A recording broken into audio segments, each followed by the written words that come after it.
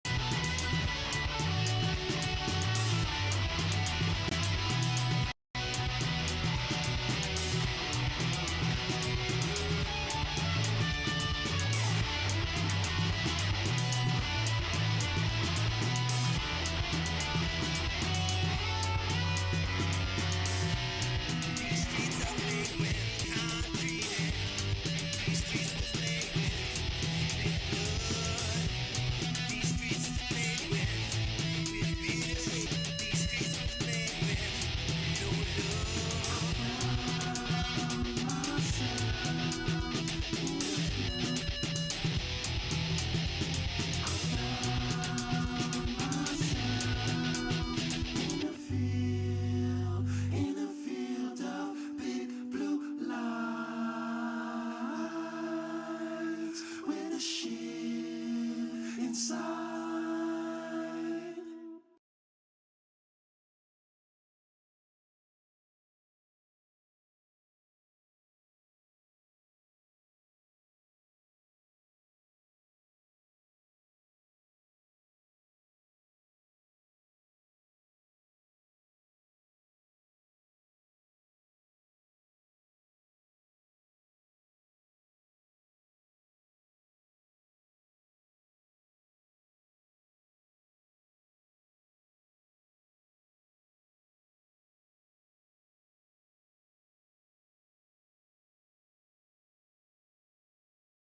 Greetings and salutations and welcome, welcome. How you all doing this evening? I hope you're doing well wherever you are. May this evening bring you nothing but prosperity, miracles, good luck. Well, you know what? I'm just gonna give it a little bit of time and get some people in here. Let's let the people come and let the people join. And we're gonna go ahead and get started. Maybe talk about that Superman movie a little bit. And I have a special treat tonight. I want to start this. I was gonna read some of Trans, but I found this video. I love the audio from Reality Transsurfing TV. Please go subscribe to Reality Surfing Trans TV. They're amazing. You'll love their stuff. And if you want to finish this audio book, but on the MREC show, I spoke about we spoke about transurfing and also the some of the fabric of reality and how some of this stuff has been completely mistaught. So I'd love to share that with you. But before we go down that road, let's get a little bit into this Superman. Yeah, I don't know how many of you seen this new Superman movie, and if you enjoyed it. I saw the Superman movie. I have my opinion of it. I thought it was pretty good film. I mean, it was mid, and mid is the new standard for good. That's how I feel. But the depiction of Superman himself was incredible. I did enjoy that depiction of Superman. We know that Superman is truly Moses. Kal-El, the voice of God, or Kor-El. I believe that's how they say it in Hebrew. But yeah, we know that he's actually Moses. The child who was picked from a land, put down on the river, and sent up to be raised by foreigners.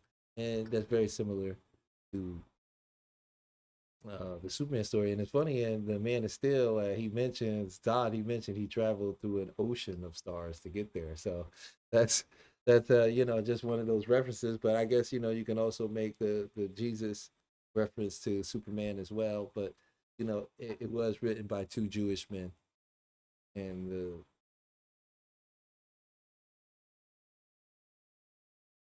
it was written by two Jewish characters.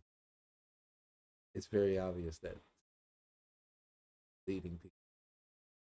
Whole stick is that he's there. He's trying to show people that, you if you continue, if you evolve and take on these characteristics that I possess and follow me, you'll also find that you have great power. And he's always emphasizing it. And he pulls from that by embodying the ways of humanity. But let's just talk a little bit about this film in particular. For those that don't might not know, I have worked in film. You can IMDb my name, Talib Kearns. I never paid for an IMDb page, but if you have syndicated broadcasting credits, they are obligated to give you a page. So you can go see that I've worked on movies, TV shows, commercials, everything under the sun. And so I have a book out. I would love for you to pick up my book. If we could even get 25 to 30 people in here tonight while we live stream it, I'm gonna go ahead and start reading some of the prequel to you so you can get a taste of Beyond the Veil, Shatterpoint. It's a trilogy book, a trilogy series that I'm writing.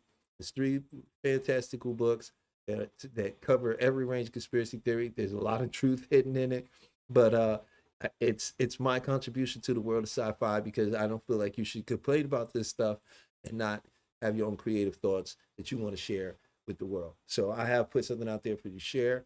You can go to Amazon, and it's also on Kindle, and it's called Beyond the Veil, Shatterpoint.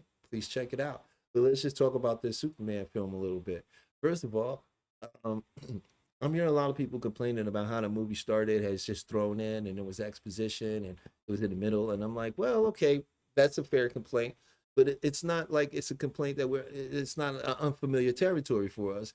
We've all seen Star Wars. Star Wars, I feel for the number of illiterate people back in the day that went to see Star Wars and had to ask a friend, what the hell is going on? Because if you didn't read that intro, then you'd have no idea. In the movie, someone starts in the middle, and it also has this weird progression from the middle of the story, even though you feel like you're following Luke at the beginning of the story. It's not technically the beginning of the story. It's not the beginning of anybody's story in Star Wars, but yet still it's something we've all grown to accept because we like the lore, we like the characters, we like how the material was handled. So in this particular instance, we were just thrown in, and I'm gonna tell you now, spoilers. The movie's out. It's been out. We've been talking about it all week. So this is my spoiler review for the film. Okay.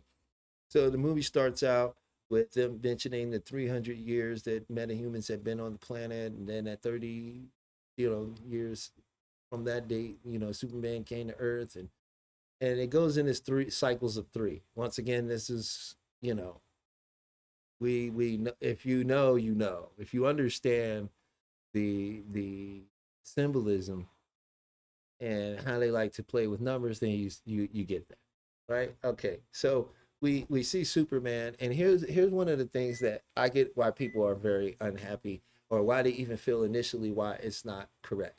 Well, because one of the main things that they do in this film in the very beginning is you don't see Superman in his full glory. You don't experience Superman in his full glory until I would say somewhere around the end of the film, and even that can be interpreted subjectively, right? You don't see him ever really at full power, and that is a very disturbing aspect of the film when you're looking at how they decide to play this. The first glimpse we get of the character, there is no backstory. And let me tell you, for me, I really enjoy the fact that there is no backstory. I'm really tired of them, well, not backstory, but excuse me, that there is no origin story in this. I'm tired of origin stories. The only origin story should be in this is the origin of the world that he's attempting to build out for us. We should have some sort of understanding of the world that we're inhabiting, but we don't, right? And that's one of the setbacks. Another thing is that there is a thing about writing that people who write and understand this and do it well, and at least well, and as in they write something cohesively, is if you set up your script and everything that follows is and then it was like Superman hits the ground, and then he whistles for Crypto, and then Crypto pulls him into the thing, and then the robots come over and help him, and then they put him in the machine, and then the sun comes down on him and gives him energy. Then he just jumps out. Then he complains about what's going on at the forces Satu. Then he goes to leave to go back to fight again. Then the dog begins to cry at him. Then he looks at him like he's gonna say something, but then he just flies away. Then we cut to to the villain, and he's monologuing. Then Superman finally shows up. Then the guys, and this is fundamentally, this is what you would call a bad script. It shouldn't be in then. It should be Superman landed in the snow and hit the ground because, but there should be a button there, and because he hit the ground, and that led to this action, and that because of this action, this happened. But because of that, and this is how we build out our story, where we build suspense, we build the connection, and that's seriously lacking. This is more like a Saturday morning cartoon, and I'm sort of okay with that, because I'm really tired of the obsession of rebranding these characters, reintroducing these characters that's been around for almost 100 years. We're talking about iconic characters that you can go to third world countries and say these characters' name and people know who they are. This is not something we have to keep revisiting, right? But let's just continue on. So Superman goes and ends up, we start the film with him getting hurt, Crypto helping him, and we see and be introduced to the Fortress of Solitude, and going in there and finding that they're going very much. James Gunn is obviously a person that understands the comics. He understands the source material, because if you're somebody that's into that, the place is riddled with Easter eggs. There's a ton of them, and the robots themselves is a welcome addition, because it is something that is from the comics. It's something that's even from the cartoons. It's something that he had at his disposal and was a part of his environment, because he was a lonely alien, not lonely totally, but he was alone. He cared about things. He had a zoo. He went to different planets. He saved things. Superman's thing was not to kill, but in this film, he's like super humble. He's like a nice guy. Even when he's angry and he's having this conversation with Lois, he's doing it in a way where it just feels genuine and sincere, and it doesn't feel like he's leading to having a tantrum or blowing up, right? Even when he gets fed up with because she's not understanding his point, and he feels a certain way about how she's questioning him, how he even decided to leave, was still very within the vein, I would say, of a respectful person, right? How he handled that. He didn't seem threatening, right? And I think James Gunn handled that aspect of it amazingly, right?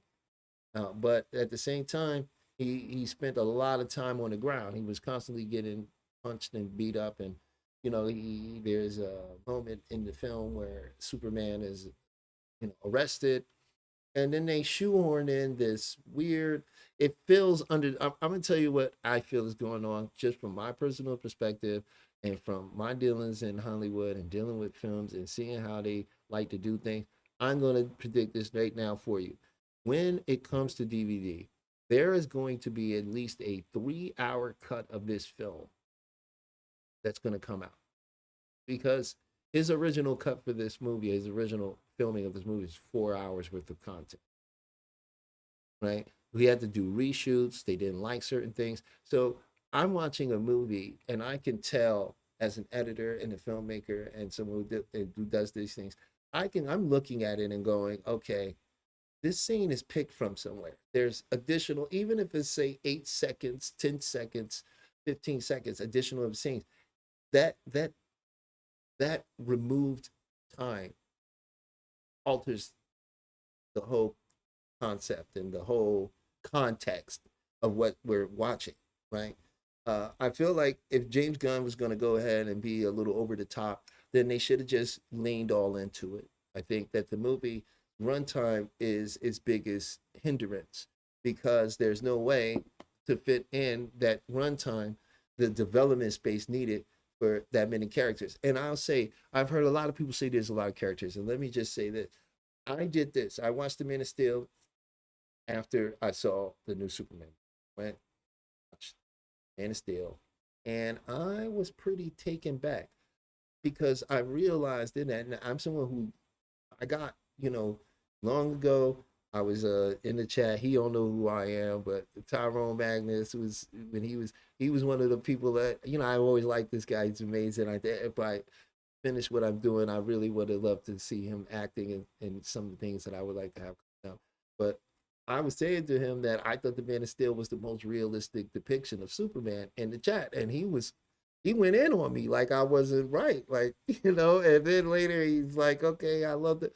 I get it. You can change your mind over time and you watch a couple more times. But what I saw when I first saw the Man of Steel was, wow, Zack Snyder just created. What if Superman was real, not a comic book character, not a cartoon? What if we had a reality where this guy was actually here, right? And that's, I think if you go into the Man of Steel like that and you watch the Man of Steel is probably one of the best depictions of Superman. Not for the adaptation of the character, that would always be Christopher Reeves, but in the sense of if you ever wanted to see what would it be like if Superman was real, not a deconstruction. What if Superman was evil? What if Superman was bad? No, what if Superman was real? And when you see what happens to Metropolis at Man of Steel, that's a more accurate depiction of what it would be like if some guy who has to focus all his mental powers when he touches you, not to break all the bones in your body. This makes sense to see when he gets hit, he goes flying through a building by someone of equal strength. He destroys and levitates. It's not his intention. He's not trying to destroy things. He's literally getting beat up. But the interesting thing was, even when he was fighting Zod, he was getting beat up. He still seemed tough. We never saw a bunch of blood and wounds on him. He seemed almost invincible, tired, worn out because he's running up against the same level of strength as himself. But he didn't seem weak. This one I understand that this is 3 years into him being Superman, but I do also understand I don't know, the strength level that he had was, once again, I feel like this is a big problem in Hollywood. They don't understand the power dynamic of these characters because they're trying to still these people who make these movies. I'm gonna tell you, we got lucky getting somebody like James Gunn, but we also got lucky getting somebody like, I guess not really lucky, but at least somebody. Well, Zack Snyder wasn't. He became, okay. In all fairness, let's just stick to the James Gunn. We got lucky getting James Gunn because James Gunn is somebody that if you went to his house, bro, you're gonna find comic books. That's a real thing. He's got the books. He was geeking out on it, right? So that's a great thing. So when I'm looking at this James Gunn interpretation of Superman, and I'm watching him get beat up left and right, and it's this jokey kind of aspect to him, to the scene itself, right? It never feels dire and never feels. When a dimensional rift opens up in your city, we should feel more panic, right? It didn't feel panic. It felt rushed, right? And this is what I mean by the edit, right? And here's one of the things that sort of, and I can see what people's problem is. The problem is, the only way you can watch a movie is if you suspend your disbelief.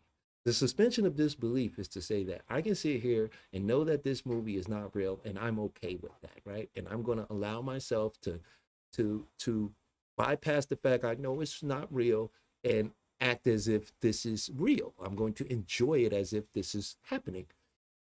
So it's very important for the film, the director, the people in charge of the movie, when they make this movie, that you are engaged in the movie. If you're engaged, you'll look past loopholes, you'll look past bad writing, certain things that all films have that you don't pay attention to because you're suspension of disbelief. The problem now is with movies like this, they pull you out of your suspension of disbelief.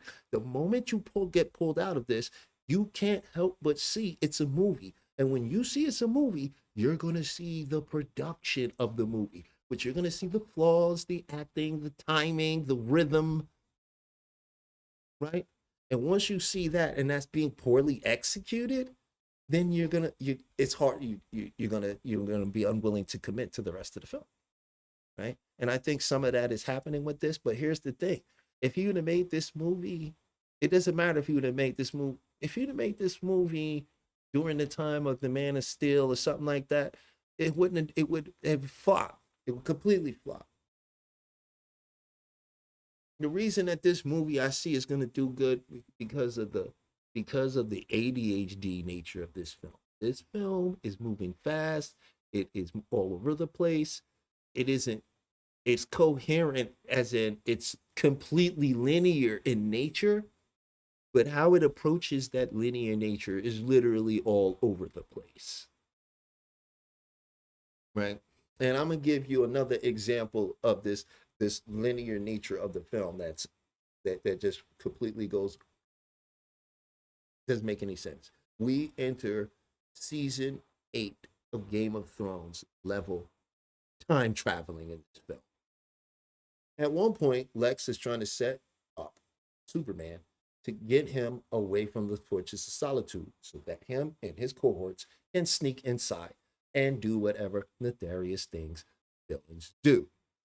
Okay, so they set out a little monster, and this monster overnight, which we don't know what time of night, let's just give them the benefit of the doubt. Let's say this movie is taking place. I see people in jackets. It could be springtime, or it could be the beginning of, or the end of summer going into fall, like October. This movie could be taking place in October, or it could be taking place in April, right? I'm not sure, right? But either way, so he lets this creature go, and overnight it turns into a towering 100-foot monster. It's almost as big as a skyscraper, right? Um, hold on, I have Mr. Mello. Peace up. What's up, Mr. Mello? Thank you for joining. Do you feel like most movies and TV shows exhibit the same level of linear hyper focus? Uh, yes, and I will tell you why.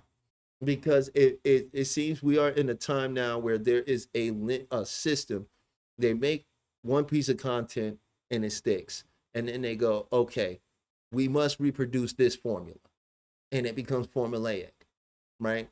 And they do that until they literally exhaust it as a form of revenue, right?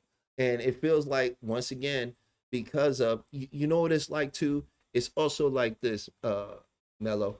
Check this, man. With the way they're doing these horrible films and making us accept mediocrity. You ever listen to the radio, or you remember? I don't know how old you are, but I'm sure the radio still exists. So, you listen to the radio or you hear a song you don't like, and now you're forced to listen to that song 7 times a day. And now, first you hate this song. Now a couple days go by, you go, I don't like it, but I do like the melody. And then I like the hook, I like the chorus, and the next thing you know, it's my jam, right?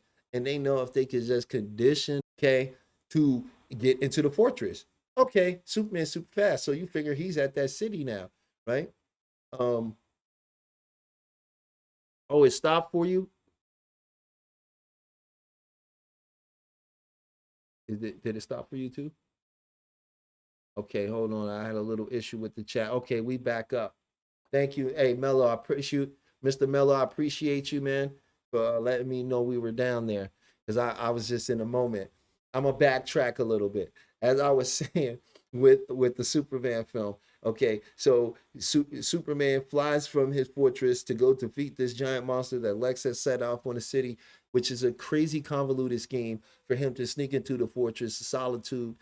He gets in there. He defeats all the robots. You would figure that they would have better protocol, but the engineer, the lady with him in a commercial with the blade hands, she destroys everything effortlessly. Crypto comes out. She basically suffocates the dog on screen, and then he discovers the message that he's been listening to that's been broken, and the engineer decrypts it. I mean, if you don't know who the engineer is, you can't possibly believe that she was able to encrypt this message before him in his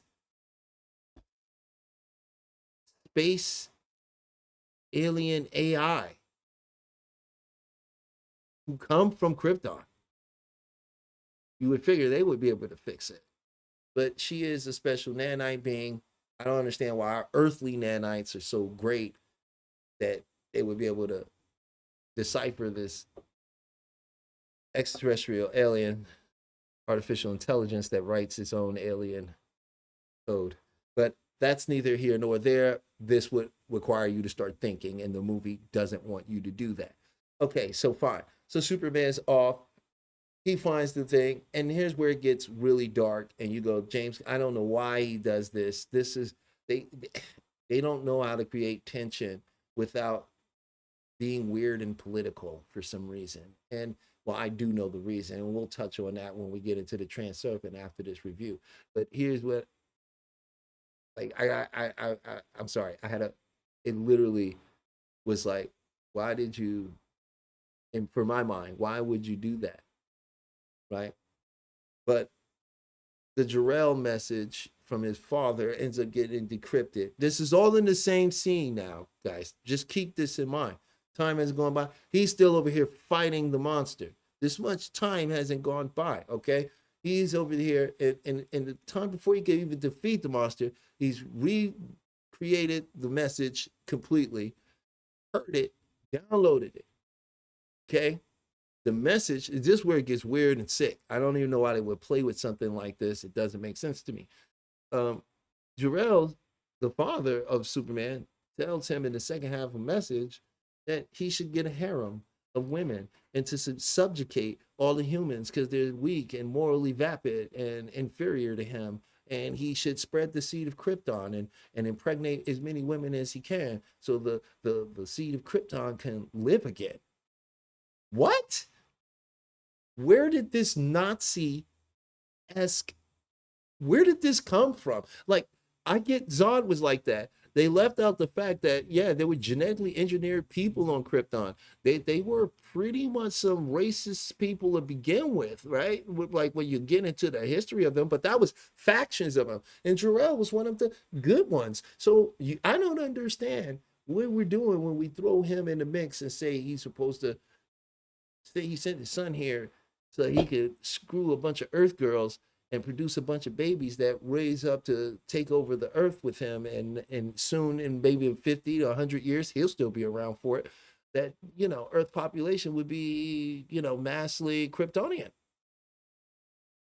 I don't know. Because if he was supposed to do that, what about the laws of Krypton? What's the point of having a bunch of Kryptonians if you don't bring the Kryptonian culture with you?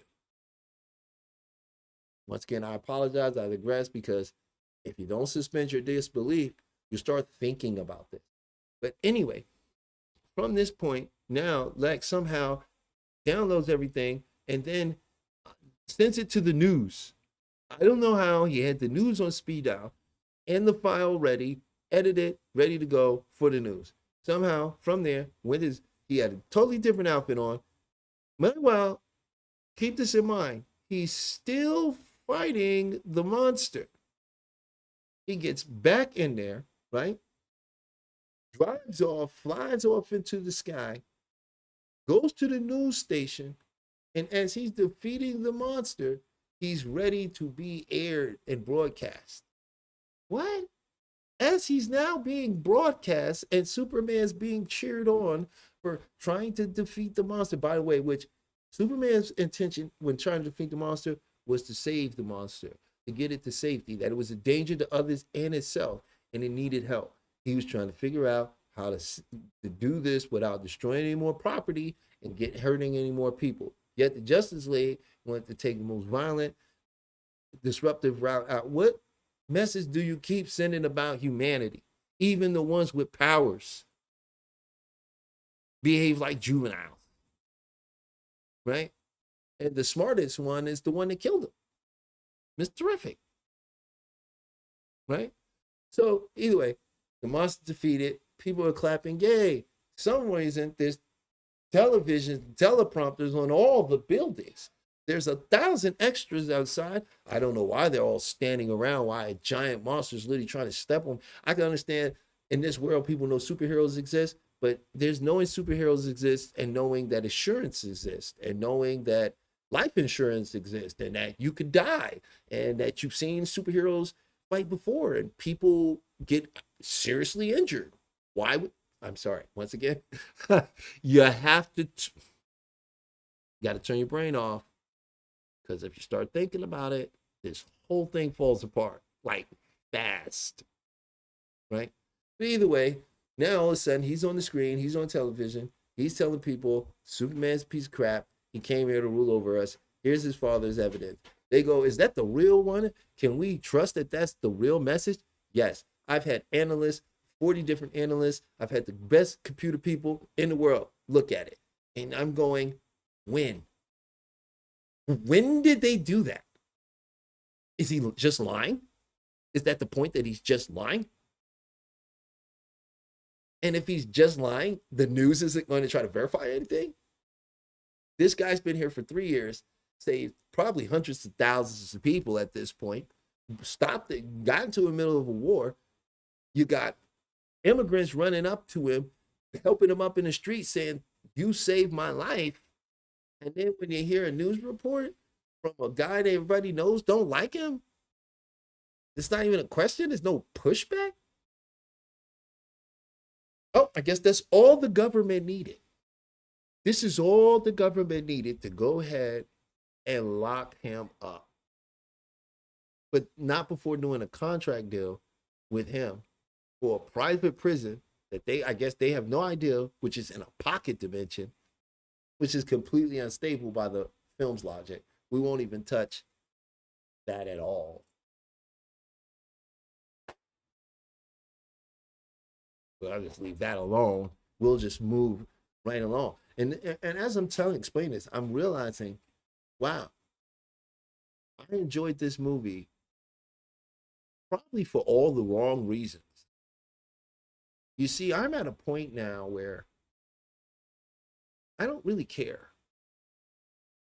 I don't really watch movies anymore to see see myself or to find the wonder in humanity. I don't do that anymore. I watch a movie merely to be momentarily entertained. So, knowing the state of films today, it's a terrible disaster for yourself to go in there expecting what Hollywood used to be, because that's not profitable for them. We don't have movie stars anymore. As you see, Henry Cavill is no longer Superman, and now is David Cornswell. And I'm okay with that. I thought he was an excellent portrayal of Superman. But you see, the problem is we just care about IP, and we don't care about the people in it. See, before, a movie star had power in the film. Before, they made movies and wrote scripts because they thought of those stars and the power that they possessed as an actor and what they brought to the screen. Those people made movies and we went to see them. Now we just go to see IPs. I didn't go to see David Cornsweet as Superman. I don't even know who he is. As of recently, I discovered, doing my due diligence, I discovered that everyone in that industry is nepotized. They're famous, they're nepos, period. And they can say, well, it's okay, it's fine. If we're going to go ahead and go there, we might as well just accept it for what it is. They're nepos. So I had to find out, who is this guy? Well, guess what? David Cornsweet, his grandfather is the guy who invented Choose Your Own Adventure books. And when I discovered that, I got downright excited. Because guess what? I read those books. I loved them. And that means he grew up with that man. So I got to give this guy a chance. That's my mindset anyway. And you know what? He was damn good as Superman. Did he have much material to work with? No, he didn't. But I don't think that's what the point of this film was. I think this film is one of those films that are going to mean something after 3 more films come out and 4 more TV shows.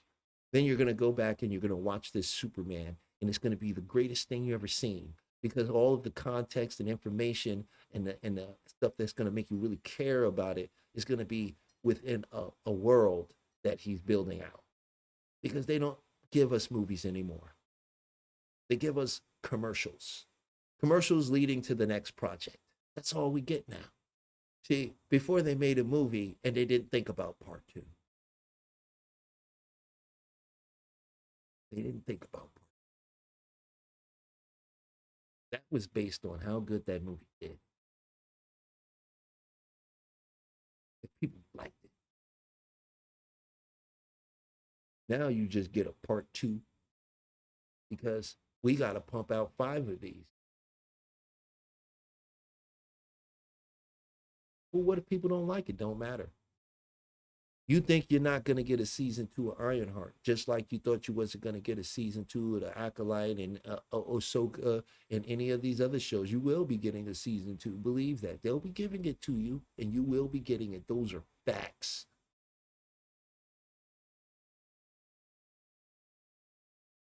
That's right, Mel. Every TV show and movie is just a cliffhanger. If it's good, they don't even know what to do with it. I'll give you an example. Severance was a great show for the first season, but they had no idea where that was going to go. When they got greenlit for that second season, it showed the truth that they didn't even write that. They didn't know what they was doing. They didn't even know what they was doing. The second season is literally inconsistent to the first season.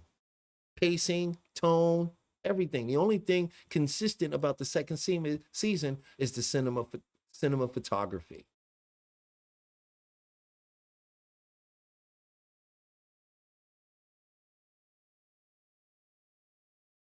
Don't make nothing good. They're not trying to do good. They're trying to socially engineer us. And once again, they made a Superman movie, and now everybody's talking about manga, whatever you want to call Donald Trump's cult group. I don't care. Now it's all about them because he makes some weird reference, and no, it's not Russia he's referring to in this film. He's clearly talking about Palestine, and he's clearly talking about Israel. And if you go back and watch the scene, you'll find that in the extra count, you'll have more women and children and young men than you find adults in that scene because they're clearly trying to send a psychological message.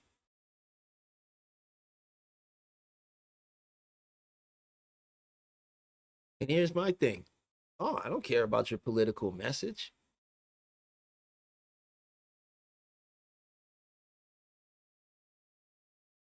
Right? I don't care because you don't care. You don't care about those Palestinians. Don't.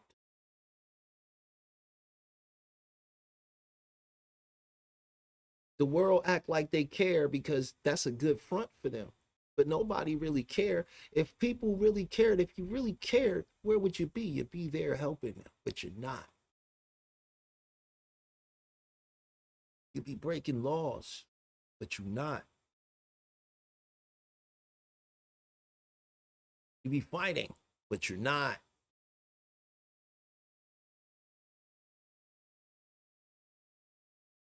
So throwing shoehorn in there some weird thing about your viewpoint on the war over there when you just sit back and watch all those people die every day and get off giving your opinion on something you don't want to do nothing about. All you want to do is talk about it. Why? Because it makes you look good, because you sound good, because you sound like you care, because you can form yourself into some person that's doing good without ever having to do good.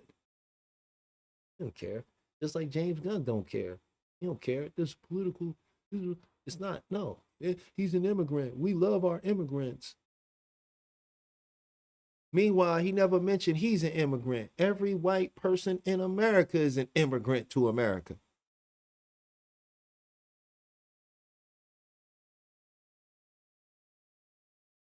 Why couldn't he just say that? Hey, man, I'm an immigrant. My ancestors came here to this land too.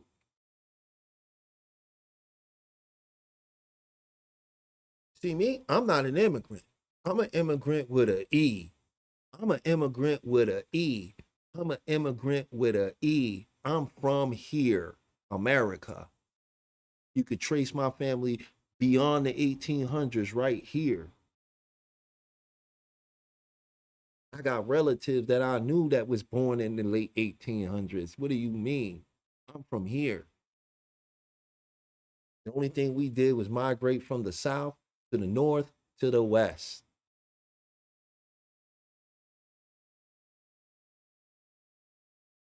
So when you get into this crazy thing where people are talking about this movie and trying to turn it into some political thing, like there's real political, there's no political heat in this film.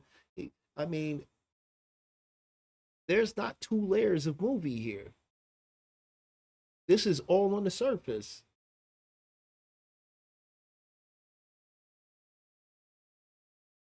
They're fake country names. Who cares if they're supposed to represent something that's supposed to be happening for real? Who cares? He didn't use the real names. Hmm. Because he don't exist in his fictional world. So why are we incorporating this into ours? Can we just see it as that, as oh, a fictional conflict in the film that may or may not resemble something that's happening in the real world, but it doesn't really matter because for the sake of the film, we need the hero to be heroic.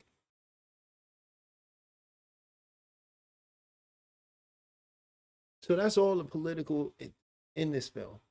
Some have tried to say that Lex Luthor is some represent. He's no representation of Donald Trump. Stop it. Maybe if you're trying to say maybe James Gunn wanted that, but Nicholas Holt didn't deliver that. He delivered a mix of a Lex Luthor between a TV show Lex and a deranged Lex, then a comic book Lex and a cartoon Lex. He's like right there in the middle. He sort of amalgamated all these variations of Lex and found his own little place in the middle. But let's not pretend like Gene Hackman wasn't a goofball in Superman. He just was charming.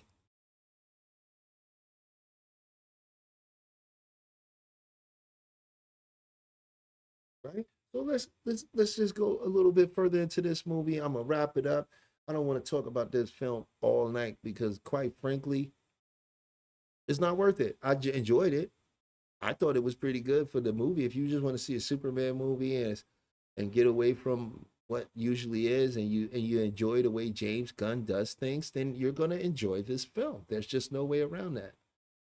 If you're going to sit down and put this into a film class and you're one of these artistic people that actually care about cinema, even more, even if it is a comic book movie, no, you're probably not going to like this movie.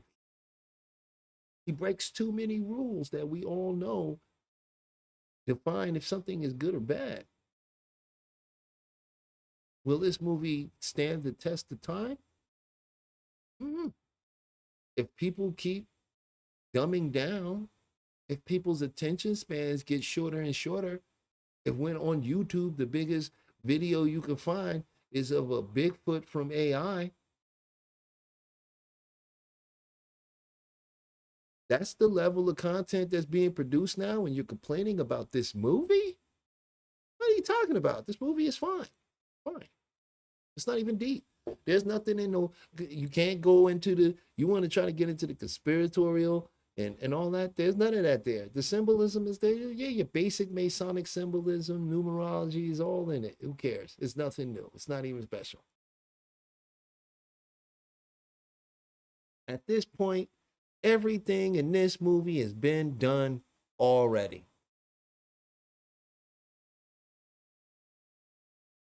You know, they introduced Ultraman and they left out so much important information about the character,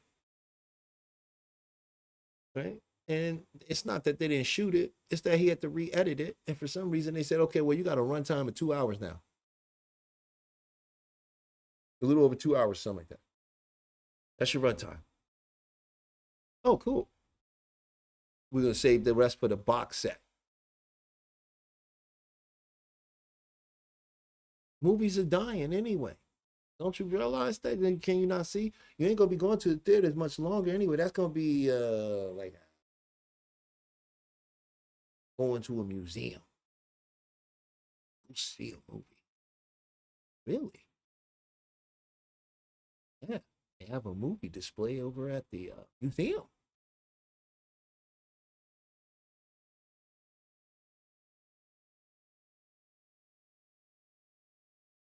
Movies is going.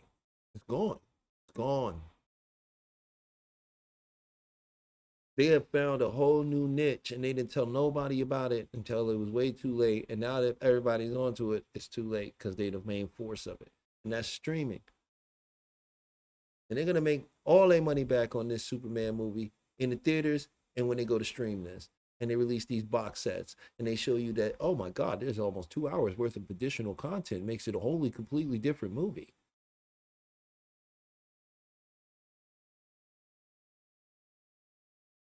They learn it's Warner Brothers, right? So all they're gonna do, they still love Zack Snyder to some degree. If they didn't, they wouldn't allow him to help him on the film. Or even, yo, I've worked on film. I'll tell you right now, you on certain scripts, you get the script, you ain't allowed to talk to nobody outside of that set. You got to sign an NDA, man. They threaten you. They literally threaten you with lawyers. So if Warner Brothers, James Gunn is not bigger than Warner Brothers. Just remember that. If he was bigger than Warner Brothers, then he'd have his own studio and he wouldn't be going through Warner Brothers.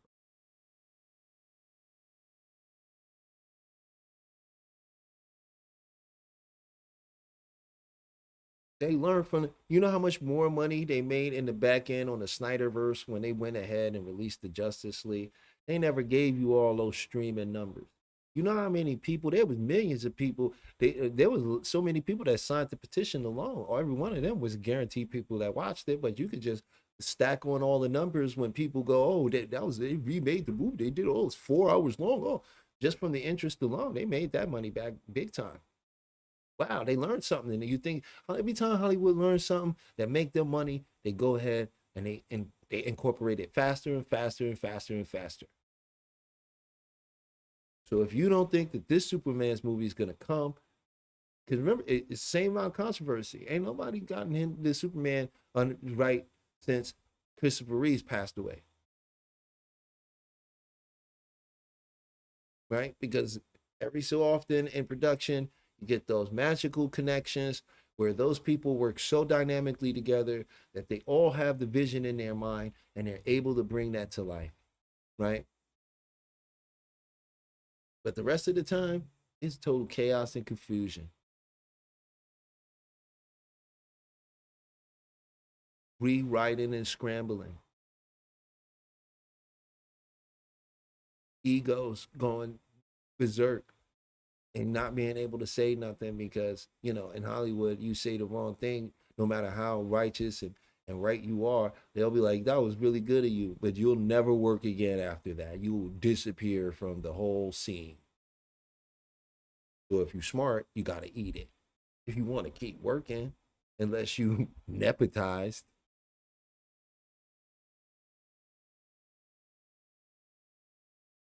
Right?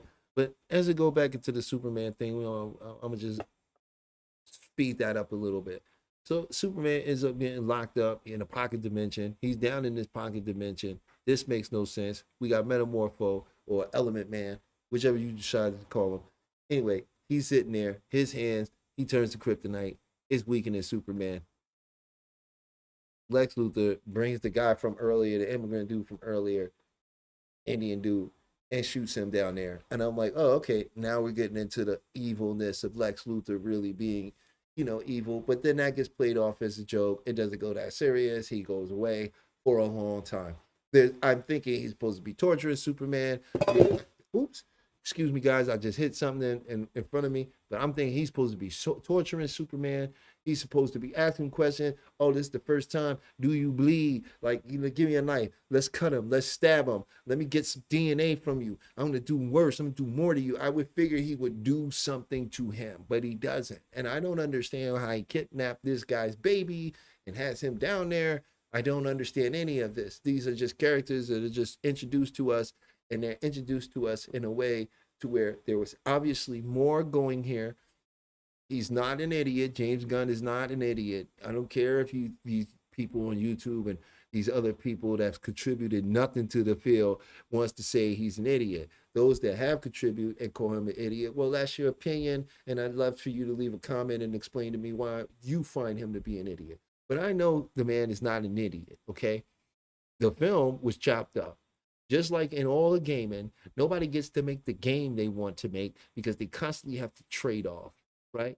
They have to weigh that budget versus the outcome.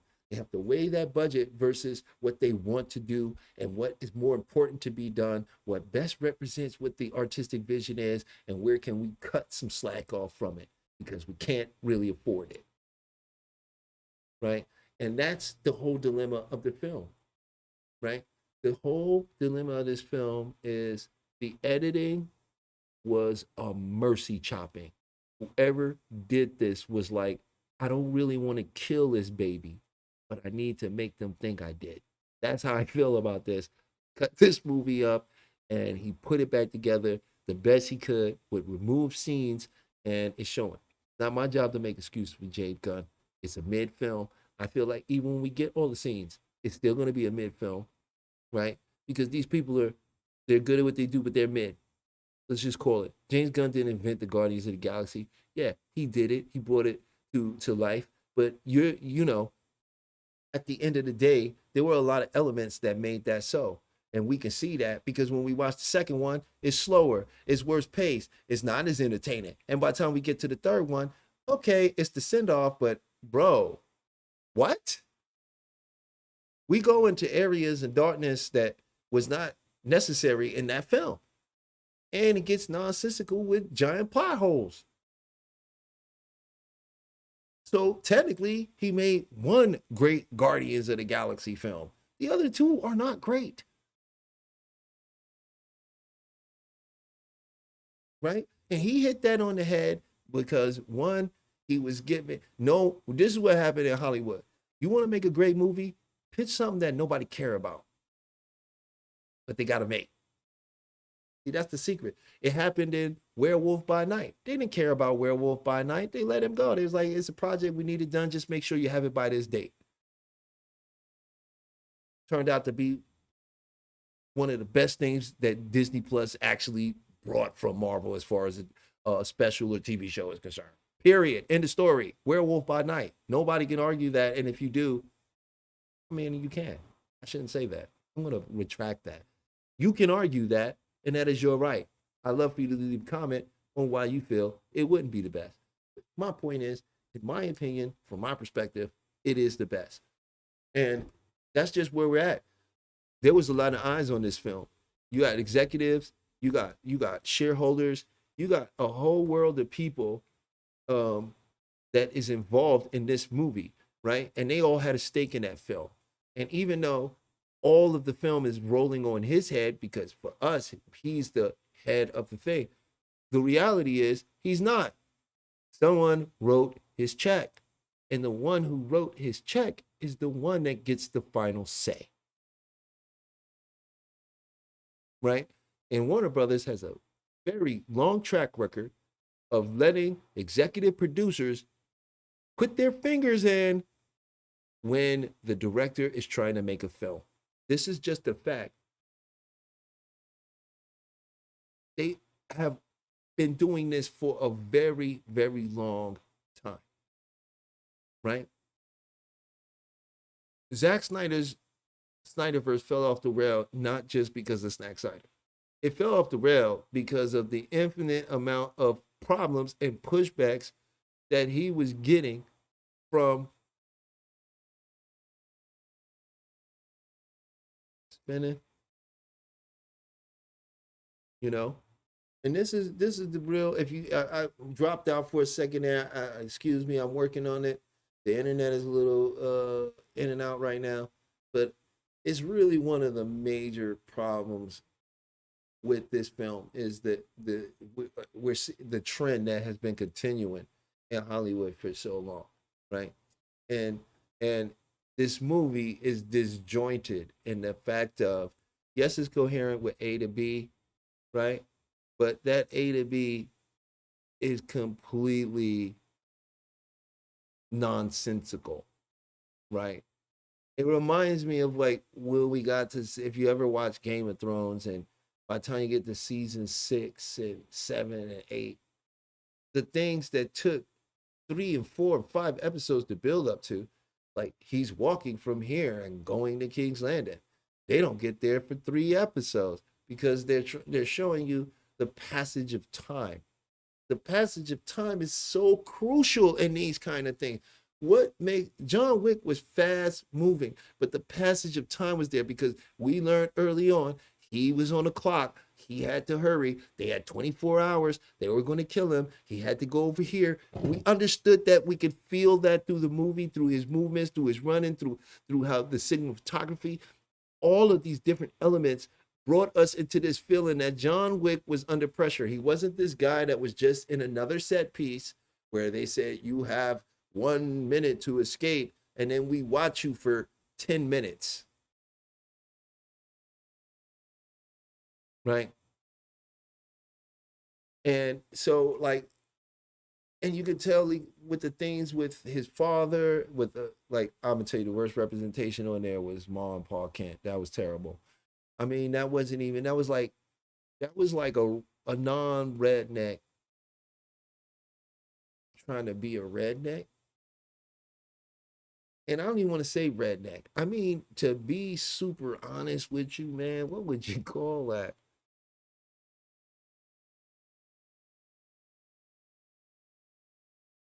Intellectually deficient. Yeah. They seemed as if they were probably on disability, right? And I guess that was supposed to be like the later part of their lives, but they were poorly utilized and they were stupid and dumb and just downright dumb. His advice was stupid and almost meaningless. It didn't mean shit that you thought that father, first of all, adopted dad because the world wants me dead and off of the planet Earth. So can I get some advice? What should I do? Nah, nah. I don't care what they think about you, son. I love you. You're the best in my eyes. Love you. And he starts bawling, and I'm like, bro, wait, time out, time out. You know, it feels like they're making fun of men for having feelings.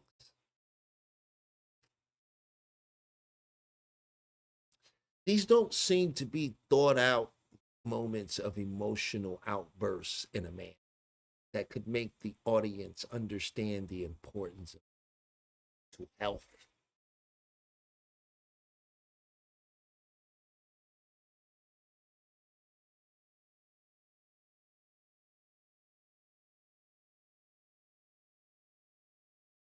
I'm really convinced of this at this point because even thinking about they was slamming Superman on the ground, I mean, even the Justice League had no real respect for him. But he's been around for 3 years, but we don't see why they have no respect for them. We don't even see or where everybody else is. Why is there only 3 members in the Justice? Why are they the only ones there? Why couldn't we get a little exposition about everybody's on vacation or over in India? They went down to see Aquaman. I won't ask about Batman because Batman is in a limbo hell, and we won't get another real Batman until there's another political point they want to express to us. Once again, this last Batman played by Twilight, I didn't even appreciate it until I saw the Penguin. And it is confirmed he will not be the Batman from the Brave and the Bold that he's going to be doing. So I don't know. Matt Reeves is in his own universe right now, right? Batman is completely connected to social engineering and how they view the public. When in the '90s when we didn't really have no war, no enemies, man, Batman was a goofball, man. We was getting Val Kilmer and George Clooney pulling out credit cards, convincing people that they need to acquire more debt. right? But then when we had the Patriot Act and the Twin Towers went down, by the way, I was on my way there that day. I'll tell you that story another day. But the when the Twin Towers went down, then we got the dark Batman. Batman Begins. Batman got grounded down to earth. Once we got past that and we got into this Obama phase, then we got Zack Snyder. Man, and still, can't you see? We got it was in the air because where the world was going. So where was you gonna put Batman? We don't know. Then we got Robert Patterson's Batman, which was the most no Batman I've ever seen in my life. He was the most non-Batman. You tell me, what did he solve in that whole film? Was it not Alfred that decoded it? Was it not Alfred that solved all the issues?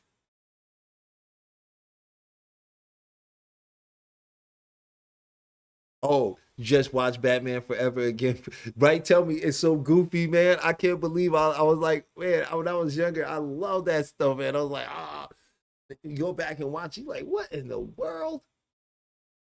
What is this? Robert Patterson's Batman was terrible. He was, bro, he was brooding, he was sad, he wasn't even in the chicks. They did the Catwoman, she was weird and like, I don't know, she was supposed to be sexy and feminine, but yet we got no real sexy feminine nothing from her. I mean, she was obsessed with trying to kill her dad. I get that, but that went weird. Everything went weird in the movie. It had two third acts. I'm sitting in the theater like, oh my God, what, the bomb blew up. I thought this movie was over. I'm ready to go home. I gotta watch more of this. Oh my God, when is this movie gonna be over? No action, no fighting. This is when he's supposed to be most active. He was active during this time. Go check the comics out. He was active, bro. He was. How you think? He was in them streets putting the work in. You could barely get through it, right? I'm telling you, me too. I loved it when I was young. I was like, it was, bro. Listen, the Riddler with Jim Carrey, all that was, Mr. Freeze, Arnold Schwarzenegger, like, remember though, because those movies back then, I realized what made those movies special. Val Kilmer made that movie special. George Clooney made that movie special. Jim Carrey made that movie special. These people, these movie stars, they don't make movie stars anymore. They make actors who attach to IPs. Why? Because they're easily controlled. A movie star has a say. Tom Holland don't got no say. Tom Holland will end up like Henry Cavill. We'll get rid of you. We'll find, and as long as the next guy looks like Peter Parker to us, we'll accept him.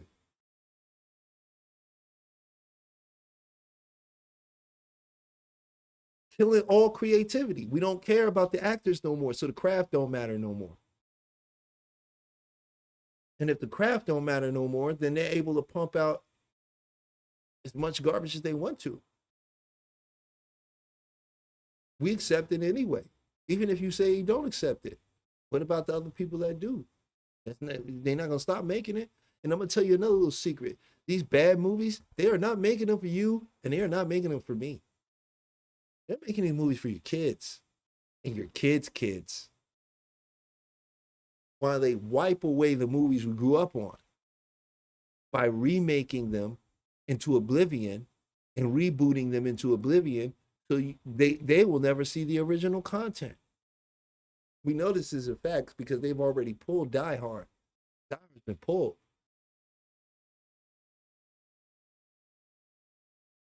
What do you think of that new King? First of all, if you want to see Godzilla, just go watch what the Japanese did with the Godzilla film. Period. End of story. There's nothing else to say. It's the definitive Godzilla. That's Godzilla.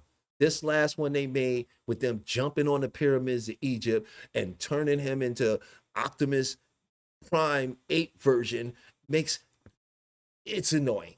It's annoying. The giant battle down there was just stupid, and people in the middle of it, and this little heavenly girl flying up, and Mothra popping up was an exciting, but that was a nostalgia bait. It's like if you saw the Deadpool and Wolverine movie. When I saw that movie, I was so excited. I The first watch through was epic. Yeah, they did Egypt extremely dirty. Why did And then we got this guy over here pulling out monkey teeth. Like, let's stop that. They could fly through the unknown. It's ridiculous. He's shooting pink lasers out of his mouth. I'm like, bro, stop this. What are we doing? Why are you doing this? Makes no sense. But it's the same thing, like I was saying with the Deadpool and Wolverine film, right? I watch it. The first watch through of the Deadpool Wolverine was so exciting. I absolutely enjoyed it. So I go and watch it again. I'm like, okay, right? Because all the bits that I was like, I'm not doing anymore, right? I'm trying to find the second layer of the film, right?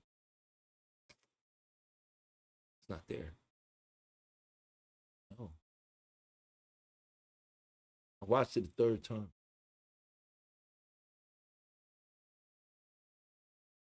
There's no plot here. There's no story. This movie is actually missing a story. I mean, he literally just remade Deadpool 2 in one and put them together into one film and called it Deadpool. It's like literally nothing. There's nothing there. I can't even watch the movie anymore. Can't. Can't watch it. You know why? It's vapid. It's literally missing substance. The first one had more. I can watch the first one right now. The first one had more substance. It was more enjoyable. There was a second layer to the film.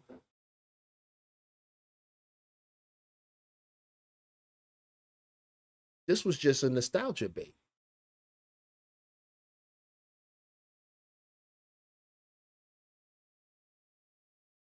So that's my take. And it took me all over these different places. But this Superman movie, here's how I feel. And here's my, because really, there's nothing else to talk about. I can tell you that he got away, but I think you know that. But what else is there? I don't know. Like, I enjoyed the film. I thought it was wow. This was a really fun time Superman movie, and I can't wait to see Peacemaker season 2.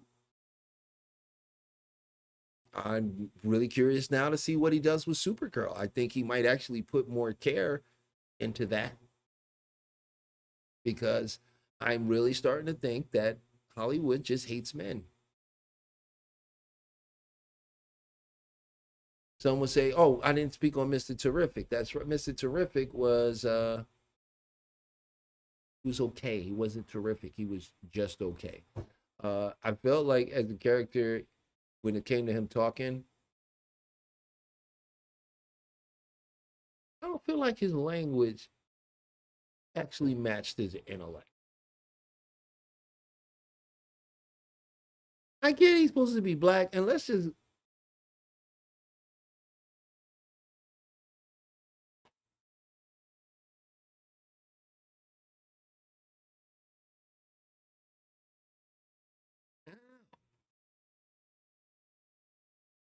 I thought his action scene was cool where he beat everybody up with, but I did not like the camera angle. I felt like we could have did way better with that camera, man.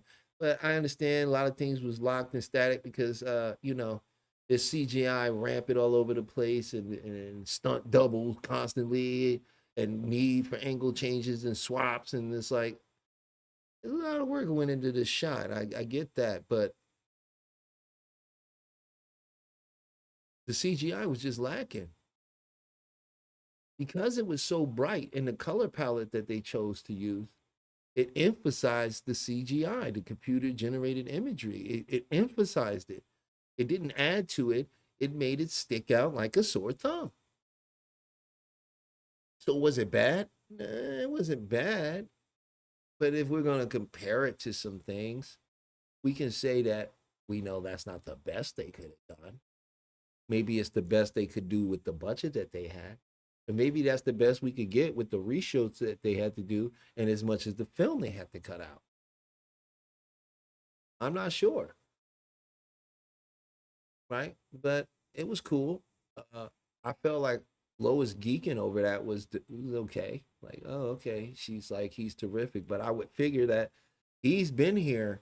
He hasn't been in hiding. He's a part of the Justice Gang / Justice League. Why doesn't she know this about him already? She acts very nonchalantly, knowing that metahumans exist in the world that she's in.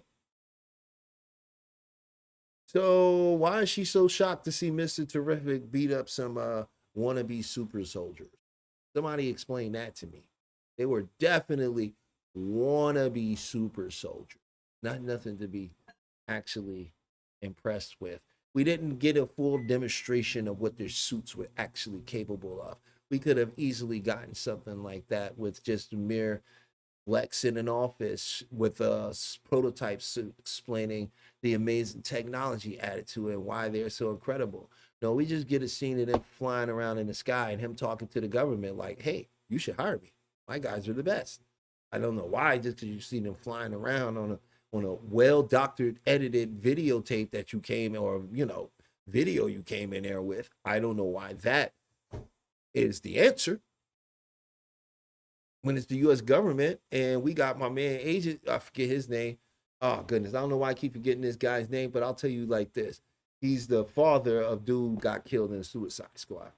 His name keeps eluding me. Oh, goodness. His name. Either way, he's in the movie. And this guy was also in Creature Commando, which was one of the shows, which shows it's all a tied, connected universe. Right?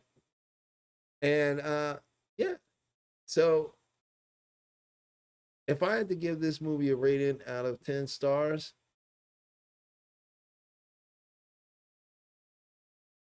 I'll give it an 8. I'll give it an 8. Give it an 8. You get a solid 8. You get a solid 8 for this. I'll tell you why it just gets an 8. Because I did enjoy it. Because it was fun for me. Because I've been wanting to see Superman fly for a little bit. And I don't like the CW show. So for me, this was a welcome event. I enjoyed it. Didn't hurt me. Didn't bother me none. He ain't say nothing offensive to me. I think this was the best depiction of Superman. Henry Cavill's Superman was the most realist depiction of Superman. But I feel like this is one of the more accurate depictions of Superman we've gotten in quite some time. Who has heart. Who seems to be fun. And I love the dog. I have 2 dogs, and I like the dog. If you don't like dogs, I get it. You're not going to like this dog. But anybody that's had dogs and dealt with dogs that can be a little unruly because they're so full of love and have such big hearts, then you wouldn't understand this. But if you have, then my God, that was such a treat to see Crypto on screen behaving in such a fashion. I truly enjoyed that.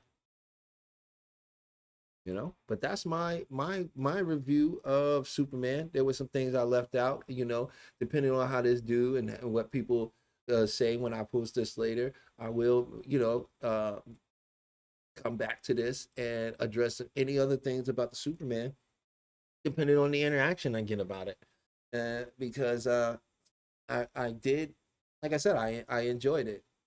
It's like Fast and Furious.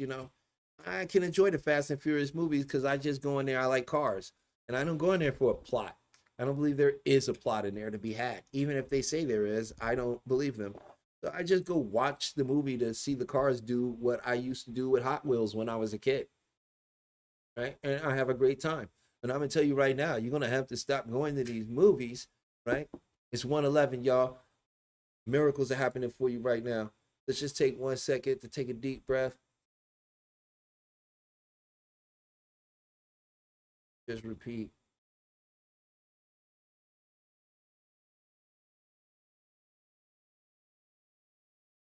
Thank you for showing me all.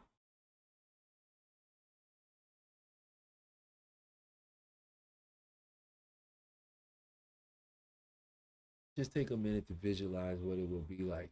Everything you wanted right that make you.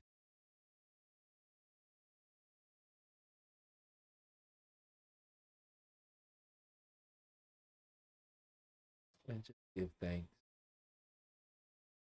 in your mind. Like feel it. You feel it. You smiling. You're sitting there. You feel it. See it. Just let it blow up. Explode it in your mind. Boom. There you go. And I think that's a great segue. Because that's a great segue into another aspect of something I wanted to share this evening. What I was going to go ahead and get into is I wanted to share a little bit of transurfing on the MREC show. I would love for you guys to go check that out. I do have another channel where I do offer and show and teach the power of the mind, and also offer some life coaching, anything I can do to be of assistance to humanity. I can work with you with some of these practices. I can show you some of the things you may be not remembering, and really help you get to where you're trying to be. So please check out my other channel. Welcome to There's Only Now. Talib Kearns There's Only Now on YouTube. Please check that out. Holly put that down in there. Thank you, Holly. That's dope of you.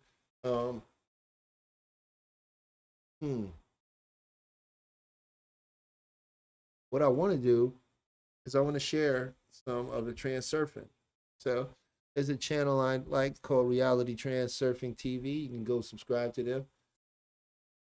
And they actually have the book written out. And I'm going to share some of that. And we're going to start chapter 1 of transurfing and talk about a little bit of that. And also some things that you could do to change your life right now, because you are in the matrix of the mind. And I'm here to tell you that the matrix isn't what you think it is. It's not a code. It's not a simulation. It's not a hologram. The matrix is stories, and stories form and shape what you believe. And stories are made by words, and words have definitions, and definitions create the boundaries that confine you when you are boundless. That was a mouthful. So let's go ahead and no Diddy, y'all. But let's go ahead. Let's go ahead and get into this transfer. You know what? And I'm also saying, like, if we get enough people in here, I'm gonna go ahead. I've written a book. I also have a prequel to the book, but I would love to read the prequel. You guys would be some of the first to hear the prequel, and experience the prequel. Excuse me, guys. Also, if you want, if you're in here and you would like a copy of the prequel, just leave a comment and I will find a way to go ahead and get you a copy of it, and I'd love to get your thoughts on it. So what I want to do is share some of this transurfing with you this evening, and we're going to go ahead and get ready to get into that. So please enjoy. Be comfortable, abundant, free of illness and chaos, and yet we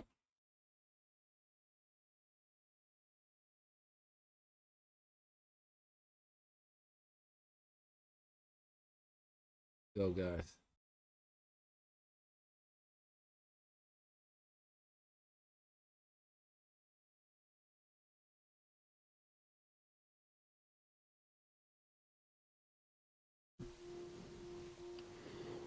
Dear reader, everyone wants their life to be comfortable, abundant, free of illness and chaos, and yet we often find that life has its own plans and can leave us feeling like a paper boat spinning around on life's turbulent waters. You may have tried all sorts of popular methods aimed at achieving happiness, but I wonder how effective you found them if they conformed to the traditional worldview. This book introduces many strange and wonderful things. It is all so mind-blowing, you might not want to believe it, but you will not have to believe. The methods introduced here invite you to test everything out for yourself, and when you do, your current worldview will crumble. Transurfing is a powerful technique aimed at giving you the power to create aspects of your life in a way that would ordinarily seem impossible. In particular, transurfing will give you the power to control your own destiny as you see fit.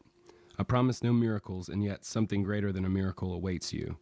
You will discover that hidden quality of reality is more extraordinary than any mystic tradition. Is anybody looking for a vocal coach? Well,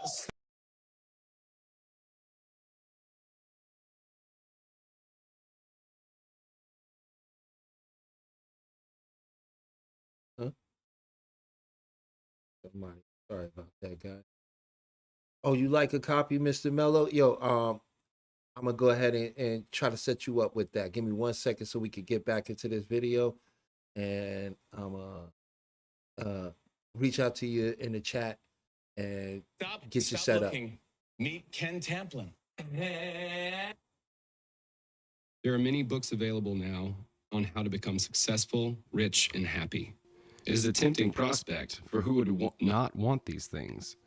The problem is that when you start reading these self-help books, you discover that in order for the technique to work, you have to do certain exercises, embark on some serious soul-searching, meditate, and straight away your enthusiasm wanes. For most people, life is busy and stressful enough without having to add to the workload by giving yourself any more to do. The books will tell you that you are imperfect and that change will have to start with yourself, otherwise there is no point in hoping for anything more. You might not be entirely satisfied with yourself, but deep down you know that you do not really want to change, and neither should you have to.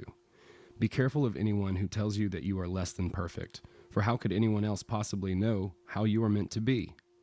If you are told that you must change yourself in order to achieve the things you want in life, the solution is not where you were looking for it. The main idea of transurfing is based on the existence of the alternative space, which stores the scripts of all possible events. The number of alternatives is infinite, just like the number of possible points on a coordinate graph is infinite. In the alternative space is written everything that was, is, or ever will be. Under certain conditions, a person's thought energy can materialize a given sector of the alternative space. A potential alternative is embodied in physical reality like a reflection in the mirror of alternatives. The individual is capable of shaping their own reality as long as they observe certain rules. The mind tries unsuccessfully to influence the reflection. Instead, you have to change the image that is being reflected. In this book, we are not going to do exercises, meditate, or obsess with the self. Transurfing is not so much a method of self-improvement as a fundamentally different way of thinking and behaving in order to get what you desire out of life. It implies exactly this: to get what you desire from life, rather than having to fight for it. The method of transurfing is not aimed at changing the self. It offers a way of returning to self. We all make mistakes in life and then think how wonderful it would be if we could turn back the clock and put everything right. I'm not promising you a train ticket back to your childhood, but mistakes can be put right, and doing so is a bit like returning to the past or even stepping forward into the past. The meaning of these words will become clearer towards the end of the book. You will not have heard or read anywhere else the things I'm going to tell you here, so be prepared for the unexpected, as enjoyable as it is surprising. Chapter 1, The Alternatives Model. Dreams don't come true. The rustle of the morning stars. I was woken by the neighbor's dog barking. The nasty animal was always waking me up. How I hated it. Why should I have to be woken up by the noise of someone else's pet? I decided to go out for a walk, calm down, and distract myself from the intense desire to set fire to my neighbor's house. They say dogs are like their owners. This one was. There always seemed to be some idiot in my life trying to get me down. Feeling stressed, I started to get dressed. My slippers had disappeared again. Where are you, you sneaky little buggers? When I find you, I will chuck you out. It was foggy and damp outside. I walked along the slippery path through the gloomy forest. Almost all the leaves had fallen, exposing the gray trunks of half-dead trees. Why do I live in the middle of this depressing bog? I reached for a cigarette. I didn't really want one, but old habits told me I needed one. Need? At what point had I become addicted to cigarettes? It's not very pleasant smoking in the morning on an empty stomach. I used to be a social smoker. It had been fashionable, a symbol of freedom and style. But the party ends and the gray drizzle of everyday life sets in, bringing with it problems in patches like slimy puddles. You smoke each problem away several times as if saying to yourself, I'll just have this quick smoke, catch my breath, then launch back into the dreaded routine. Smoke. The smoke got in my eyes, making them sting, so I placed my hands over them for a minute like an upset child. I was so fed up of everything. As if reading my thoughts, a birch branch bent spitefully and hit me hard on the forehead. Bastard. In my outrage, I broke off the branch in half and threw it to one side. The branch got caught in a tree and bounced from side to side and sprang up and down like a jack-in-the-box, as if mocking my inability to change any aspect of my world. Feeling very low, I pushed on. Every time I tried to battle with the world, it would at first yield, giving me false hope, only then to come back at me with a hard slap. It's only in films that the hero sets off toward his goal, casting aside anything and everything that stands in the way. In reality, things are a bit different. Life is like a game of roulette. You win once, twice, even 3 times. You imagine yourself the prize winner with the world at your feet, but always end up with less than you started. You are just the turkey fattened up to be roasted and devoured to the sounds of happy music and laughter. You were fooling yourself. It's not your lucky day. You made a mistake. Wallowing in dark thoughts, I arrived at the beach. Sharp waves were biting viciously at the same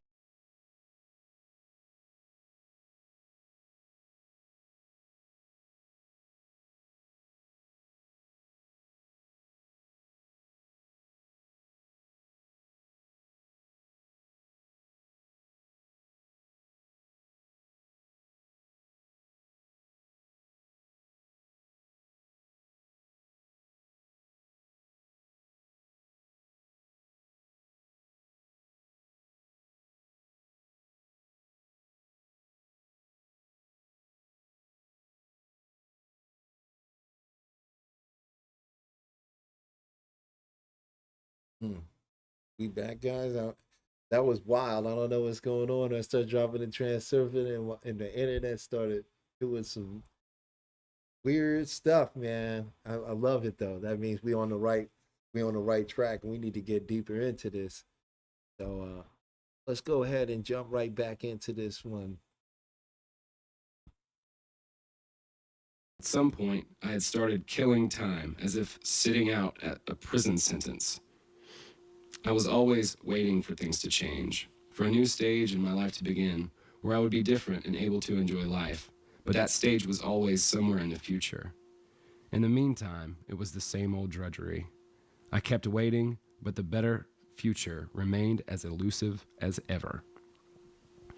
I would return home and do the same thing I always did, eat a boring breakfast, and then leave for my dull job, forcing myself to produce results which mattered to someone else, but not to me. It would be just another day of the same tiresome, meaningless life. I was woken by the rustle of the morning stars. What a sad dream. It was as if I had returned to a period in my past. Thank goodness it was only a dream. I stretched with relief, just like my cat does. There he was lying lazily, sprawled out, only his ears giving any sign that he was aware of my presence. Get up, you whiskered thing. Are you coming with me for a walk? I had placed an order for a sunny day, and so set off towards the sea. The path led through the forest, and the rustle of the morning stars gradually faded, giving way to the multi-voiced choir of the bird nation. Someone in the bushes was trying especially hard. Food! Food! There he was, the little wretch. However can such a little ball of fluff squawk so loudly? Only now did it occur to me, although every bird had a different voice, none were ever out of tune with the rest of the choir. They always managed to produce such a graceful symphony. No orchestra, however sophisticated, could be favorably compared. The sun stretched out its rays between the trees, creating a magical backlighting that highlighted the voluminous depth and richness of the colors of the forest and transforming it into one miraculous hologram. The path led me diligently towards the sea. The emerald waves exchanged whisperings with the warm sea breeze.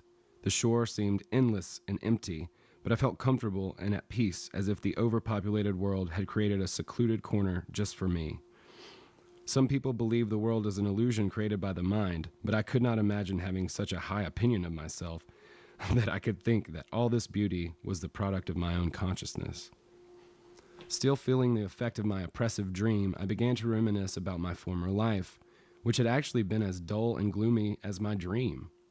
Like a lot of people, I had often demanded that the world give me all I felt it owed me, but in response, it had turned its back on me in indifference. If you look younger than your age, you might be one of us. If you've never broken a single bone,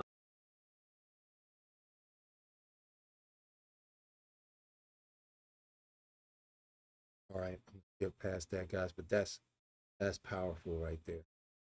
That is powerful. Listen, this is just the beginning. You first got to get the understanding of this reality. It seems very physical, and because a portion of what you're experiencing is physical. But make no mistake, it's not a physical reality. This is not a physical reality in the sense of it's just here. That's not what's really going on here. What's really going on here is so much bigger than that. And I want to share this. And as I said, there are some methods and things that you can do and that you can proceed in that would definitely assist in magical ways. So let's go on with this. I was advised by others wiser and more experienced. Let's finish this. I want to get through a lot of this first chapter, and we'll see if we make it through the whole thing or not.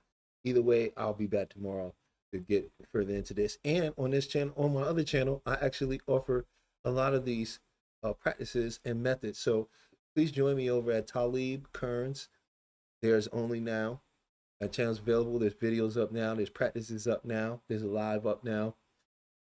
And also there's some receipts of some people that I helped from the MREC show, MREC TV. Please check out MREC TV. Subscribe to MREC. Tell them that Talib sent you. And if you get a chance to go into his library of content, which he has so much content, please check out Heavy Gems on the MREC TV. And some of those things I turned into animated videos on the channel.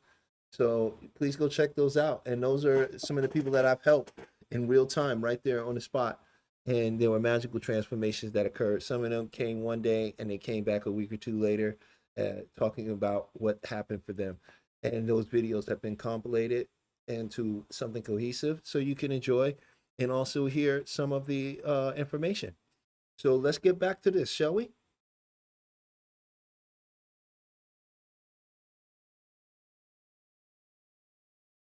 Experienced in myself not to give up, because the world doesn't give up that easily either. You have to fight for what you want.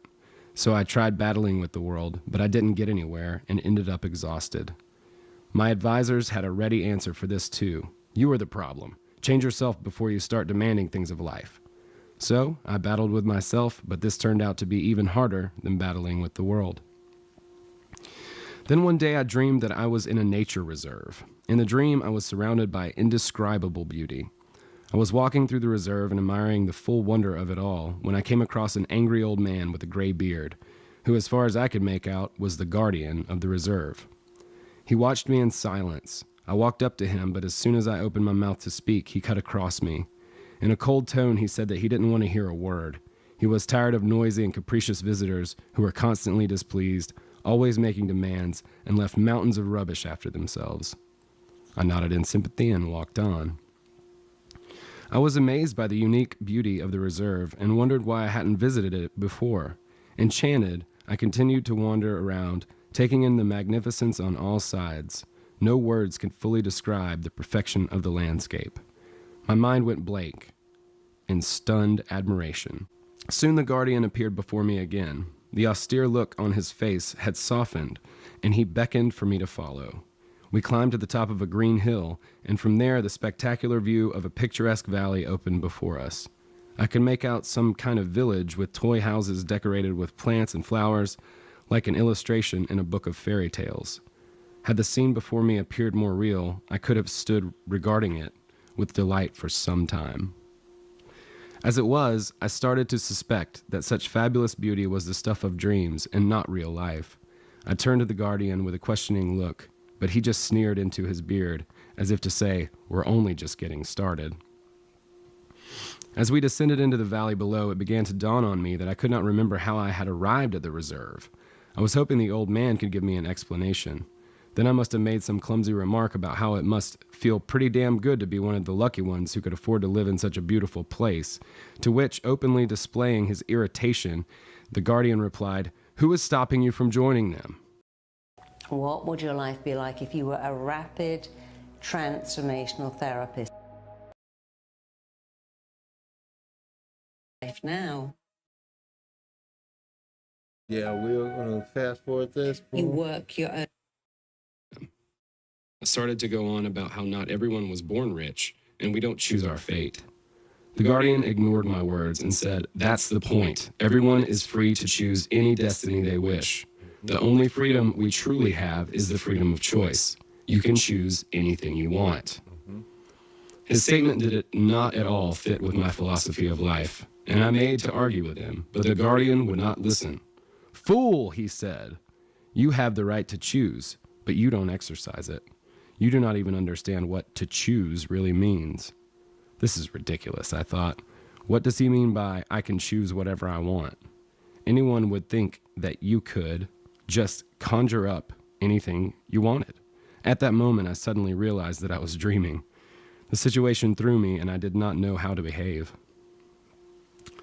As far as I can recollect, I hinted to the old man that he could choose to speak rubbish whether in a dream or in waking, but there ended the extent of his freedom. My comment did not seem to bother the guardian at all. In fact, he laughed in response. Aware of how ridiculous the situation was, what was the point of getting into a debate with a figure from my own dream? I was considering whether it would be better to wake myself up. As if reading my mind, the old man said, "That's enough. We don't have much time. I hadn't expected them to send me a moron like you, but I must carry on with what my mission entails nonetheless." I was going to ask him what his mission was and who they are, but he ignored me, instead giving me a riddle, which at the time seemed quite absurd. Everyone can have the freedom to choose whatever they want, but there's a riddle for you. How do you acquire that freedom? When you guess the answer correctly, your apples will fall to the sky.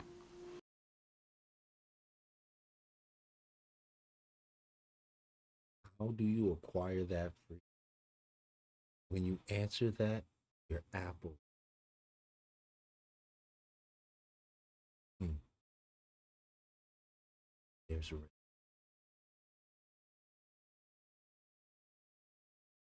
What apples? I was beginning to lose patience and said that I had no intention of solving any riddles. Miracles only happened in dreams and fairy tales. In reality, apples generally fall to the ground, to which he replied, "That's enough, let's go. There is something I must show you." Regrettably, when I woke up, I could not remember the end of the dream. However, I did have the distinct feeling that although I was unable to express it consciously, the guardian had imparted some kind of information to me. Just one word seeped through into my mind, but I had no idea what it meant. Transurfing.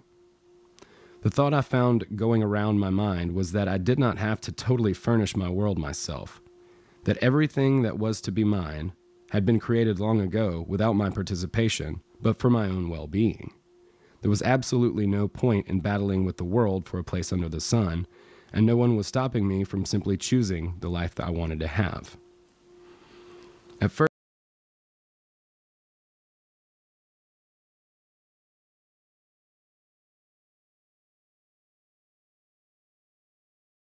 I know that this is the secret. There is no other secret. All in creation is done. Science calls it.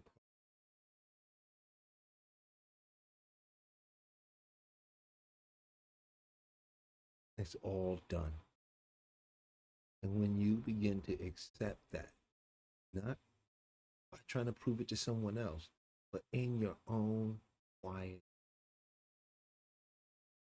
this world just spins, spins, and it melts. One day I'm gonna do a live and go outside and show you things appear in the daytime. because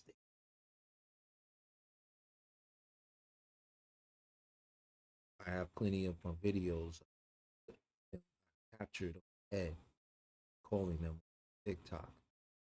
Tali Jensen. Check that out if you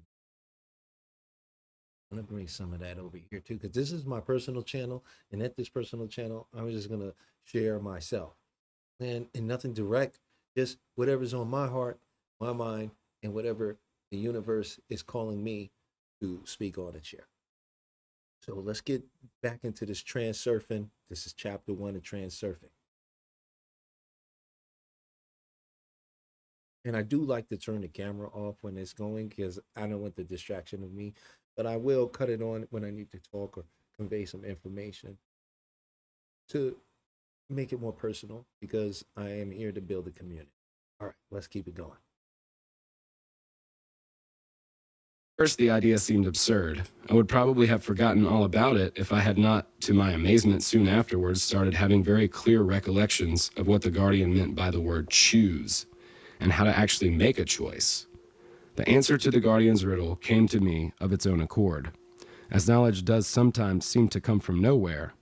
Every day I learned something new, and each time I felt huge surprises, sometimes bordering on fear. I can give no rational explanation of how this knowledge came to me, but one thing I am certain of: I could never have myself made it up. Ever since I discovered transurfing, or rather, since it was given to me to discover, my life has been filled with joyful meaning. Anyone who has ever been involved in some kind of creative work will know the happiness and fulfillment that comes along with creating something with your own hands. Imagine then the feeling of creating your own destiny. Even the expression to create your own destiny, as it is interpreted in the usual sense, fails to describe what I mean here. Transurfing is a method that frees you to choose your own destiny, literally like you would choose something in a supermarket. I want to share this with you so that you can understand why apples fall to the sky, why the morning stars rustle, and many other curious things. The Guardian's riddle. There are different interpretations of the nature of fate. One interpretation is that fate is your lot in life, something predetermined and which, however hard you try, you cannot ever escape. This definition is rather limiting, as it suggests that if a rough lot has befallen you in life, there is no hope of anything ever getting any better. Despite this, there will always be those who willingly accept this definition of fate because it is convenient. They would rather life be reliable and the future more or less predictable than live with the fear of uncertainty. Nonetheless, the total inevitability implied by this interpretation of fate leaves one feeling dissatisfied and even a little resentful. People who are deprived of good luck lament their fate and naturally question why life is so unfair. Why is it that some people have more than they could ever desire, while others never seem to have enough? Why is it that things come easily to some, while others never achieve results however hard they try?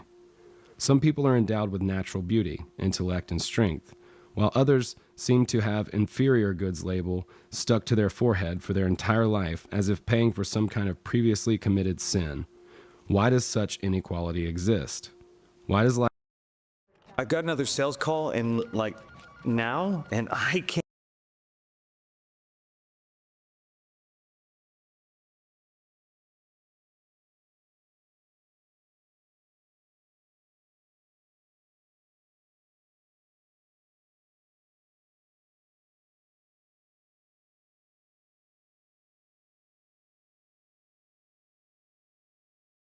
Intellect and strength, while others seem to have inferior goods label stuck to their forehead for their entire life as if paying for some kind of previously committed sin. Why does such inequality exist? Why does life in its endless diversity place limits on certain groups of people, and where exactly did those less lucky go wrong? People often feel hurt and indignant when they realize they are less fortunate than others, and they search for an explanation for their circumstances. This is when many people turn to teachings that support ideas such as karma and retribution for sins committed in previous lives. One would think that all the Lord or our God had to do with his time was discipline his naughty children. and that despite his omnipotence, he evidently struggles with the parenting side of things, putting off the punishment of retribution until a later date. One wonders what the point could be of punishing a person for something they do not actually remember doing. Another popular explanation for inequality spreads the false hope that those who suffer and live their lives in need will later receive generous compensation, although it is not clear whether good fortune awaits them in heaven or in a future life. Whatever the arrangement, explanations like these can never leave one fully satisfied. Whether past and future lives exist or not is also of little significance. You can only be aware of the life you are living now, and in so, it is the only one you have. If you believe that your fate is predetermined, then the best remedy for the despondence you may feel is acceptance. There will always be people around you to give you good advice like, if you want to be happy, just be happy. Be optimistic. Be satisfied with what you have. There will always be someone to tell you that the cause of your unhappiness is your own constant complaining and unrealistic expectations of life, and that you could be happy, by definition, if you would simply reconnect with your inner joie de vivre. Inner child, I guess. You might half-heartedly agree whilst at the same time awkwardly acknowledging how uninspired you really feel about greeting your dull life with newfound joy. Surely we have the right to expect more. Why should we have to force ourselves to be happy when it is as futile as trying to force yourself to love someone? Then there are the quote-unquote enlightened individuals preaching universal love and forgiveness. Their world is like a blanket of illusion that can pull up over your head to protect yourself from encountering the severity of life head-on, and everything does get a little easier as a result. Deep down, however, it is still difficult to comprehend why you should forgive those you hate and love those you have no genuine feeling for. What good is happiness if it is faked? Surely happiness should come naturally rather than being squeezed from the soul like the last drop of toothpaste from a tube. There are others who refuse to believe that life is boring and primitive enough to be reduced to predetermined fate. This type of person would rather be satisfied with what they have managed to achieve by their own abilities than accept the lot they have been dealt. This is a different perception of fate whereby you make your own luck, and good luck has to be fought for. That is just how it is. Wise people will tell you that life is not given to anyone on a plate, and that if you are not satisfied with what you have, you must dig your heels in and work hard to attain the happiness you want. The history books describe brave heroes who fought and labored day and night, overcoming unimaginable obstacles. The victors were rewarded with the laurels of success, but only after suffering all the burdens and privations of battle. This take on fate is not very logical either. Millions of people battle and labor, but true success comes to but a few. You can spend your entire life struggling desperately for a place under the sun, and yet get nowhere. Why would life be so cruel and unyielding? What a heavy burden it is to have to battle with the world to get what you want, and if the world does not respond, to have to battle with yourself. How hard is it to believe that if you are poor, ill, ugly, or unlucky, it is your own fault, that you are flawed and so you must change? These ideas suggest that you are an accumulation of various shortcomings and defects which must be worked on. Unless you are lucky enough to be born rich and happy, your lot in life is either to humbly bear your own cross or dedicate your entire life to fighting against it. It is somehow not a view of life that ready fills the heart with joy. Surely there is a glimmer of hope among these dismal beliefs. Fortunately, there is a glimmer of hope that comes from a totally different view of things. The solution is as simple as it is enjoyable in contrast to the other views described above. In transurfing, the concept of fate is based on an alternative model of the universe. Before you wave your hand in disappointment and decide that you are being fed yet another chimera, remember that every known concept of fate originates from a specific worldview, which in turn is based on a number of unproven principles. For example, materialism is founded on the proposition that matter is primary and consciousness is secondary. Idealism claims the opposite. Neither of these philosophies has been proven, and yet models of the universe are constructed around both. Each model is convincing enough and has its own loyal defenders. Both materialism and idealism explain the phenomenon of the world via philosophy, science, and religion, and both are right and both are wrong in their own ways. Man will never be able to describe absolute truth with total accuracy because the notions used in our attempts to describe the truth are of themselves relative. There is a well-known parable about 3 blind men who describe an elephant by studying it with their hands. The first blind man touches the elephant's trunk, the second touches the leg, and the third touches the ear. Each draws conclusions about what kind of animal the elephant represents based on their own findings. It would be pointless to try and prove that only one description of the 3 is correct. What is important is that the description be relevant and applicable. Augment Code is the best AI coding tool for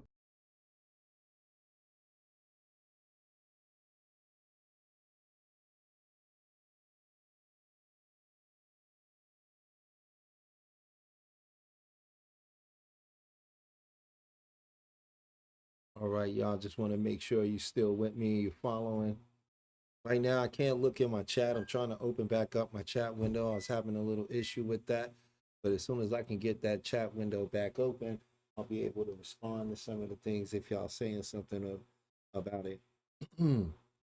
But we're about to get real deep right now. This is where it's about to get super deep.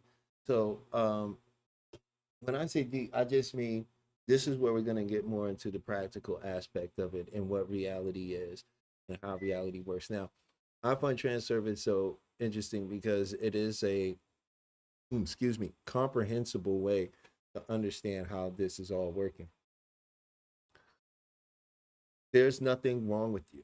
You are perfect in every way. The version of you that you are encountering right now with the issues and problems and stuff that is going on, whatever it may be, is perfectly designed for the version of you. You cannot change this version of you. You can only enter into another version of you.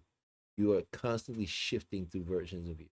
Go back and think about the earlier versions of you from childhood and how you amalgamated through that childhood with mentality, personality, characteristics, and behaviors that all changed over time. And as they changed and shifted, location changed, people changed, environments changed, props changed, all these things changed, and you are no longer that individual, right? You don't remember the point where you stopped being the other version of yourself and started being a new version of yourself. That line isn't there for you to see. So when you begin to understand that, you can start to embrace the fact that there's nothing wrong with me. Maybe I'm just ready to experience another version of me. And then you're going to use your imagination to imagine what that version of you would be like. Because that imaginative act is your direct piercing into the quantum realms and quantum possibilities. Your imagination is viewing what is already done and that already exists. So when you can collapse the space and time between the two, and you're able to bring that right in here very quickly. So let's get back into this. I just wanted to get in, jump in, make sure you're still with me. Please like, share, and subscribe. Road to 100 subscribers. We're going to do road to 500, road to 1,000, road to 5,000, road to 10,000. Because it's done, and I say so. And you, and a lot of you going to be my witness. You're all my witness. Be my witness to the growth that's going to happen because I say it's so. So let's get back into it.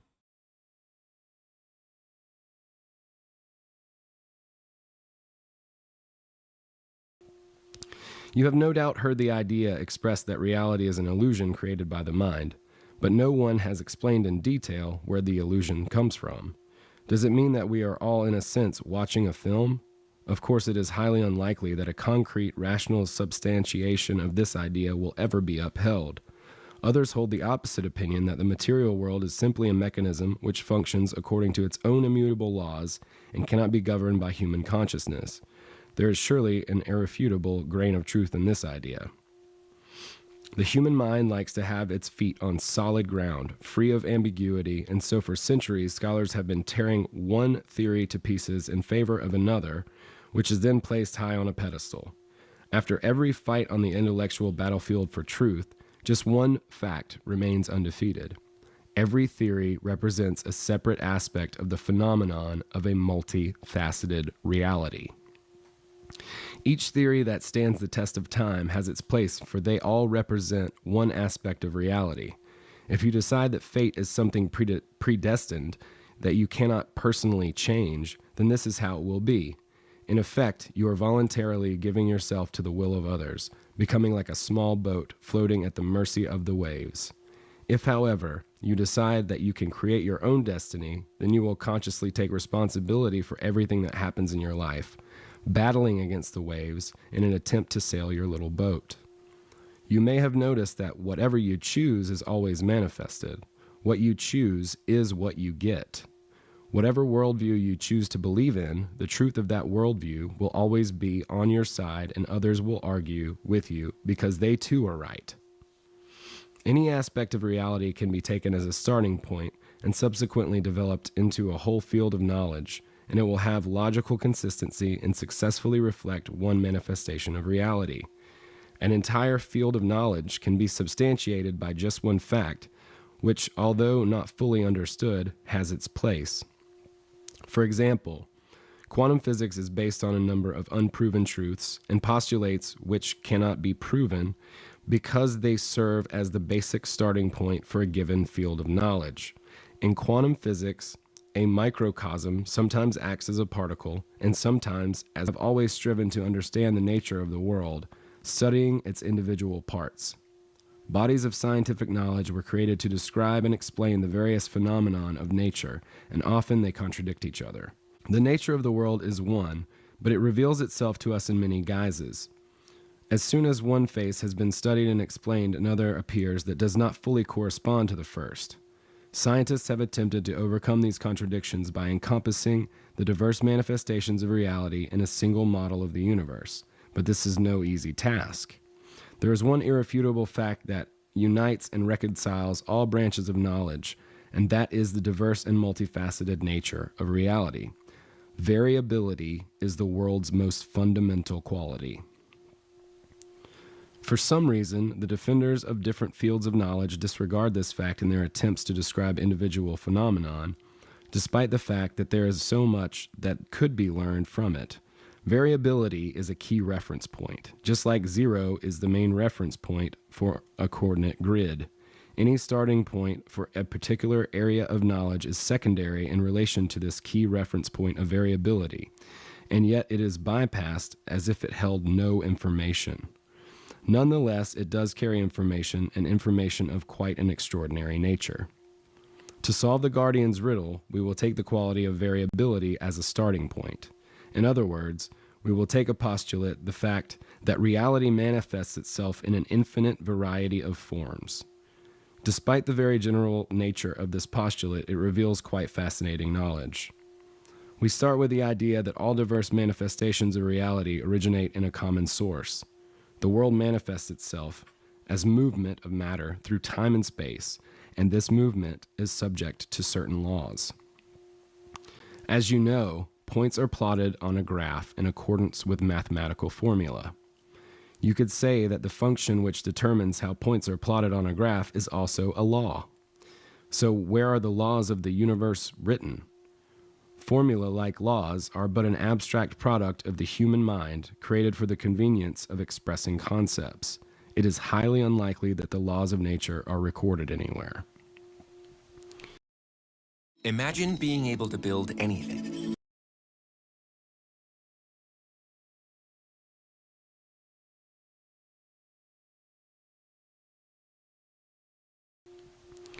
Could a graph be created that marked the position of all points of matter? Of course, one could theoretically mark the coordinates of the infinite number of all existing points in the universe, but the capacity of the human memory is too limited to cope with such a massive volume of data. Nature, on the other hand, has no difficulty with eternity. Nature has no need of a formula to generalize the position and movement of points on a graph. If the graph line were to be broken up into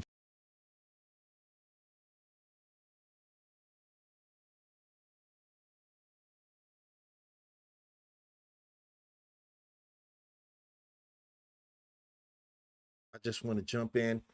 I just needed to jump in and let you know I'm still with you. This is I really would suggest that maybe you go back to when you get a chance, when I put this back up, listen to this again, hear some of what is being said, you know,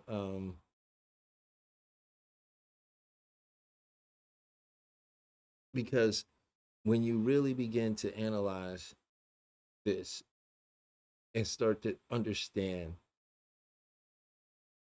that it's done already.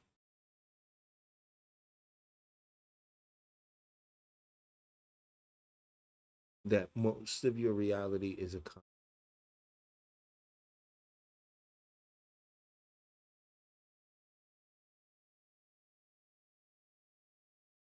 the world around you has been defined, and that definition has become your prison.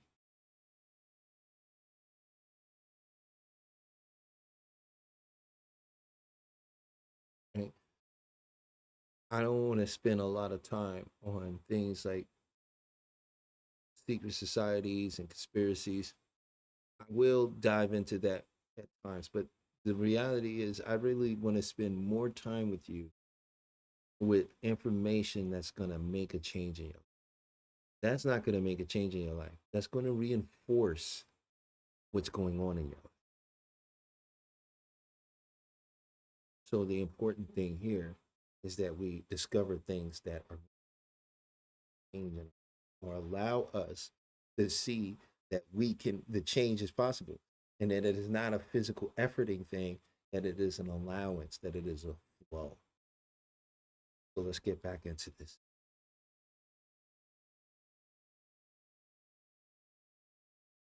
Infinitely small points, then every point could be seen as a cause, and the next point as the consequent effect, whereby any movement of a point of matter through time and space could be perceived as an infinite chain of infinitesimal examples of cause and effect.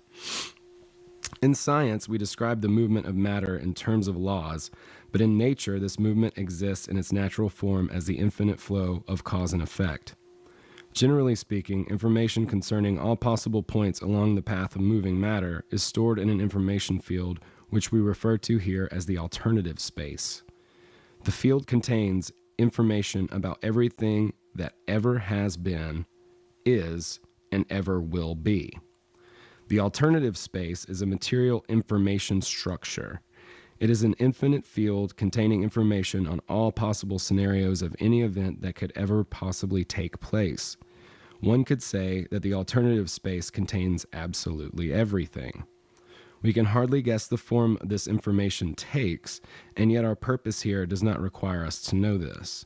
The important thing is to establish that the alternative space serves as a template or coordinate grid for the movement of all matter in time and space. Entropia Universe is a real cash economy MMO, released in 2003 where the in-game currency has an exchange rate with the dollar. And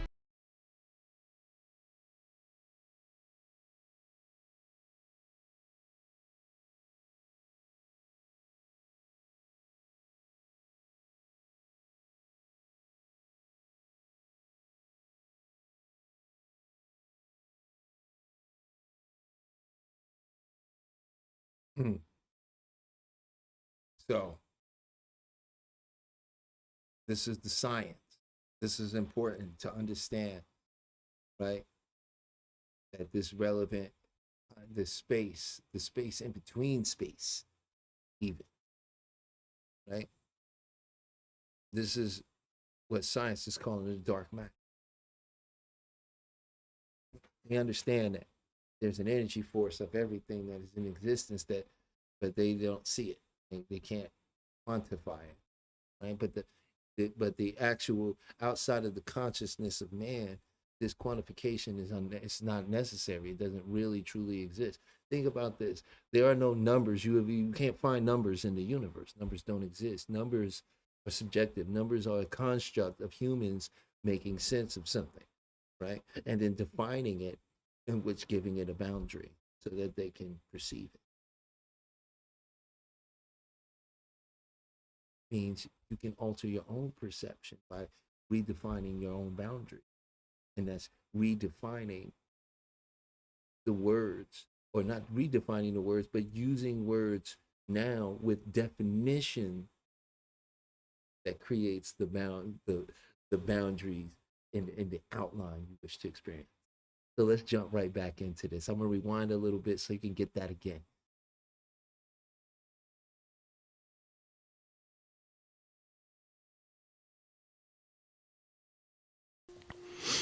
Every point in the alternative space is we describe the movement of matter in terms of laws, but in nature this movement exists in its natural form as the infinite flow of cause and effect. Generally speaking, information concerning all possible points along the path of moving matter is stored in an information field, which we refer to here as the alternative space. The field contains information about everything that ever has been, is, and ever will be. The alternative space is a material information structure. It is an infinite field containing information on all possible scenarios of any event that could ever possibly take place. One could say that the alternative space contains absolutely everything. We can hardly guess the form this information takes, and yet our purpose here does not require us to know this. The important thing is to establish that the alternative space serves as a template or coordinate grid for the movement of all matter in time and space. Every point in space contains its own version of a given event. For the ease of understanding, let us say that each variation or version has a script and scenery. The scenery is the external form of a phenomenon, whereas the script is the path that matter moves along. For the sake of convenience, the alternative space can be said to have different sectors. The greater the distance between the sectors, the more the script and scenery will differ. A person's destiny also has numerous alternatives. Theoretically speaking, I'm gonna rewind that, guys. I'm gonna bring that back because hear this. This is and just ponder this, right? Use your scientific, your logical, your creative, your artistic mind. Bring these minds together and really hear this, right? It's those moments of clarities, it's those haha moments that redefine who we are, that allow us to make great transitions into various versions of ourselves with very little effort. This whole thing is about effortlessness, and they have programmed us to be efforting, to always be striving and struggling for ease. Ease doesn't come from struggle. Ease comes from letting go and allowing. So let's get back to it. I'm so glad to be talking with everybody. I'm so glad to be here. And thank you for joining me. Please like, share, subscribe, leave a comment, and let's keep going. there are no limits to the scripts and sceneries of human existence because the alternative space is infinite. Any seemingly insignificant event can affect a twist of fate. A person's life, just like any other movement of matter, represents a chain of cause and effect events. In the alternative space, the effect is always located in close proximity to its cause. One follows the other, and so the sectors of a person's destiny create a lifeline. The scripts and settings of the sectors on one line are more or less uniform. A person's life flows evenly in one direction, until such time as an event occurs that changes the scripts and sceneries. When this happens, destiny takes a turn and shifts to another lifeline. Experiencing lifelines placed very close together is like watching a play and then the next day going to the theater again to see the same play, but this time the stage scenery is different. If during the next theater season you saw the play with the same actors, but there had been a significant change to the script, this would be like experiencing a lifeline situated slightly further away in the alternative space. Finally, if you watch the same production in a different theater, you would see a totally different interpretation of the play, and this would be like experiencing a lifeline that exists a significant distance from the first. Reality has such diversity of form because the number of alternatives for its manifestation is limitless. Any starting point for one or another form of manifestation results in a chain of cause and effect relationships. One could say that reality unfolds through life depending on the selection of the original reference point, and so ultimately, everyone gets what they choose. You have the right to choose precisely because an eternal number of alternatives already exist. No one is preventing you from choosing the destiny you would feel comfortable having. Managing your own destiny comes down to one single thing: making the choice. Transurfing shows you how to make that choice. So, an information structure exists that contains an infinite number of potential alternatives, each with its own unique script and scenery. The process of transformation into physical reality corresponds to that laid down in the information structure. How matter moves through the alternative space can be demonstrated by the following metaphor. Imagine a water pipe with a cooling ring that moves slowly along the pipe, causing the water inside it to freeze. The effect of the cooling ring makes it look as if a crystal of ice is moving through the water. Water molecules tend to remain in roughly the same place in a relatively free state. At the moment that the cooling ring passes through a given sector of water, the molecules inside the ring are solidified into a frozen crystal. As the ring moves further down the pipe, the frozen water in the area behind the ring melts again, and the molecules are once again freed up. It is not the crystal itself that moves. In other words, it is not a single chunk of ice that floats through the water, but the potential to create the structure of ice, i.e., the frozen state. If you're thinking about changing your career, I really recommend you pick a career where you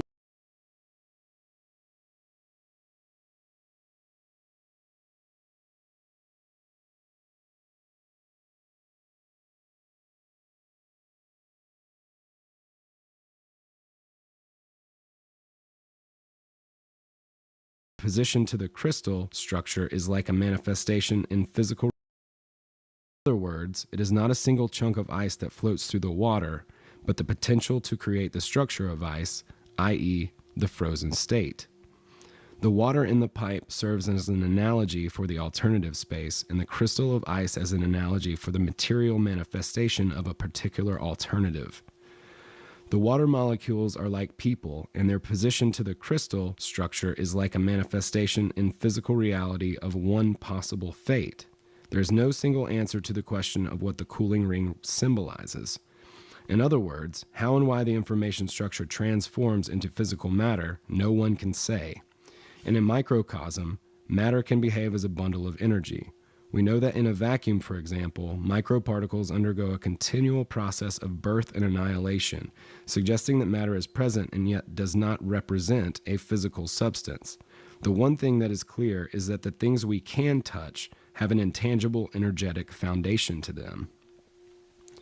I hope I have not overwhelmed the reader with too much physics, particularly as we are just at the very beginning of transurfing. The things you learn in this book may come as a bit of a surprise, so naturally, I offer some theoretical substantiation just to help the mind keep a firm footing. Do be patient. The wave is another analogy for the process of physical manifestation in which the sea is the alternative space, and the wave the material manifestation of a given alternative.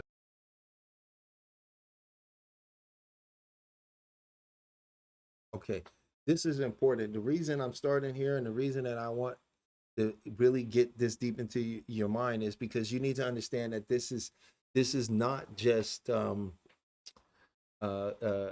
mystic woo-woo, right? This is very grounded in what science has discovered as well. There are certain truths and lying within the scientific community. There is a disconnect between what we might call mysticism, metaphysics, and what we might call quantum physics, traditional physics, theoretical physics. There's a disconnect because in the late 1800s and early 1900s, they removed the ether from the periodical table. And that is, you can look this up. You can go research this for yourself. I'm not making this up. It was removed from the periodical table. Science, for some reason, took out what was discovered by science and created a materialism system that removed all of the what you would call, what they would call today pseudoscience, or removed all of the other elements that would more in align with ancient teachings, and gave us more of this modern dogma of science today.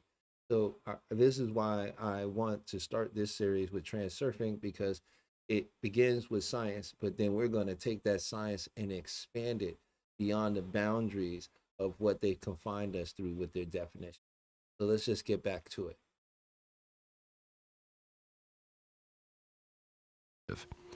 Take a wave that forms in the sea after an earthquake. It looks like the wave moves across the surface of the sea in a hump, but in fact, the water remains in one place. It is not a mass of water that is moving across the sea, so much as the energetic potential for transformation into physical reality. It is only when the accumulation of water finally reaches the shore that it breaks on the ground. Any other wave behaves in the same manner. Does this mean that material manifestation moves through time and space while the potential alternatives remain in one place for eternity in the space of everything that was, is, and will be? Why not? Time of itself is as static as space. The passing of time is only felt when it turns like film footage, one shot following another. If you unroll the film and look at all the frames put together, there is no time because all the frames exist simultaneously. Time is static until we start looking at each frame in sequence. It is the same in life, which is why the idea that everything comes and goes is so deeply rooted in our minds. If your eyes change color in the sun, you're not just human. If you've never broken a single bone, you might be one of us. Everything that is recorded in the field. Okay, I paused it because I just thought that was funny, the little advertisement they threw in there for star seeds. You know, the algorithm is very directed, and we're not talking about star seeds, so they must know something. And as I said, this channel is growing, and it's going to continue to grow, and it will grow. We're going to get huge, we're going to get big, and we're going to bring this community together. And guess what? There are going to be so many successful people in this community. Even if you come in here and you feel like your life is completely backwards and nothing is going your way, by the time you finish dealing with this channel and dealing with my other channel and just being in this environment, it's all going to change. And I'll tell you right now, anyone who is listening, if you continue to listen and you make it through chapter 1 and you ponder this when you go to sleep, you're going to have quite an experience come tomorrow morning. Let's get back into it. Of information has always been there and will always be. All the frames exist simultaneously. Time is static until we start looking at each frame in sequence. It is the same in life, which is why the idea that everything comes and goes is so deeply rooted in our minds. Everything that is recorded in the field of information has always been there and will always be there. Lifelines exist like a reel of film. Things that have happened in the past do not just disappear, and what has yet to be in the future is already present here in the now. The current section of a person's life is a material manifestation of the alternative space in this section of their lifeline.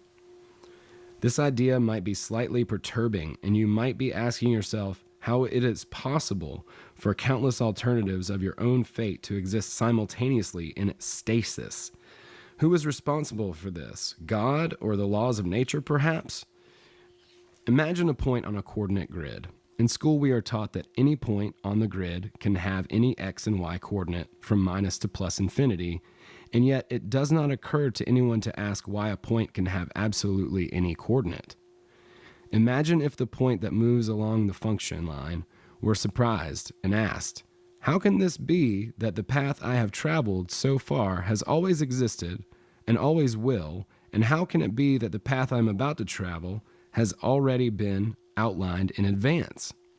It would seem strange to the point, but not to you, because you are observing its path from above and able to see things from a different perspective. The alternative space serves as a template that determines how physical reality can show itself. Imagine a person walking through a dark forest with a torch. In the dark, the person holding the torch lights up a small area around themselves. The entire forest is like the alternative space, while the area which is lit up is like the physical manifestation of the alternative in that area. The question remains as to what provides the light. In other words, what ignites, i.e. materializes, a particular alternative within the template. To answer this question, we need to take a different starting point. Nowadays, most people agree that thoughts are material. There is also evidence that reality takes two forms. On the one hand, material existence defines consciousness, and on the other hand, there is clear evidence to the contrary, indicating that consciousness also defines physical existence. Therefore, thoughts not only provide the motivation for human action, they also have a direct influence on our reality. For example, our worst expectations generally tend to come true. Of course, one could argue that this is not because our thoughts were materialized, but rather that our thoughts were a premonition of impending misfortune that would have occurred. You think you really know how to use ChatGPT and other AI tools? Think again. Let me guess. You're using it for writing?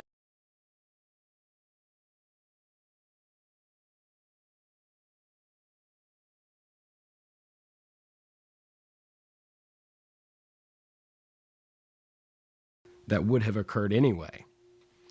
There is undoubtedly much that is unclear and ambiguous about paranormal phenomena.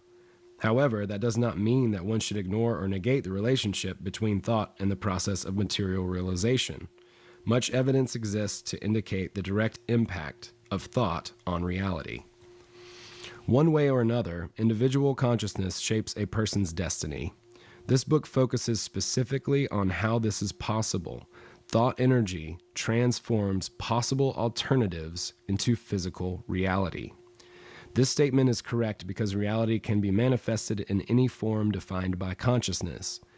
Evidence of this hypothesis can be found not only in everyday life, but also in the experiments of quantum physics. For our purposes, the specific mechanism by which thought energy interacts with this alternative space is of no great consequence. It is not yet clear by what means the transfer of information takes place, whether on an energetic level or by some other means.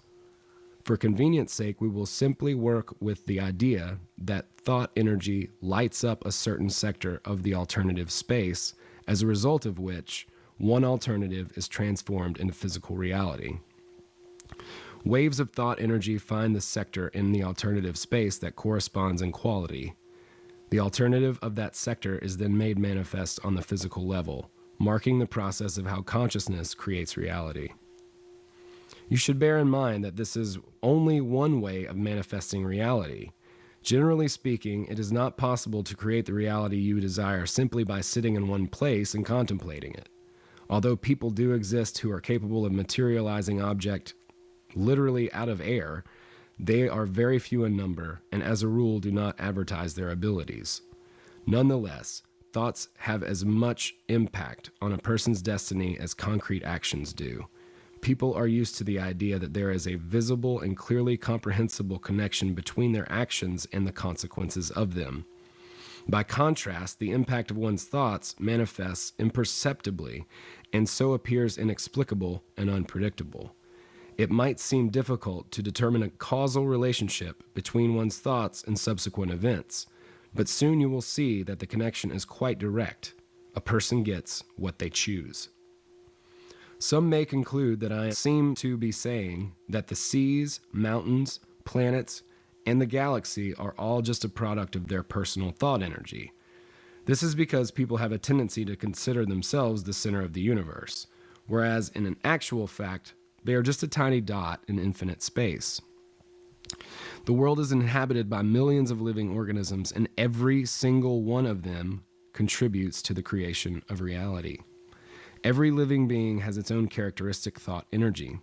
If you are not comfortable viewing plants as capable of thought, then you can refer to the process differently.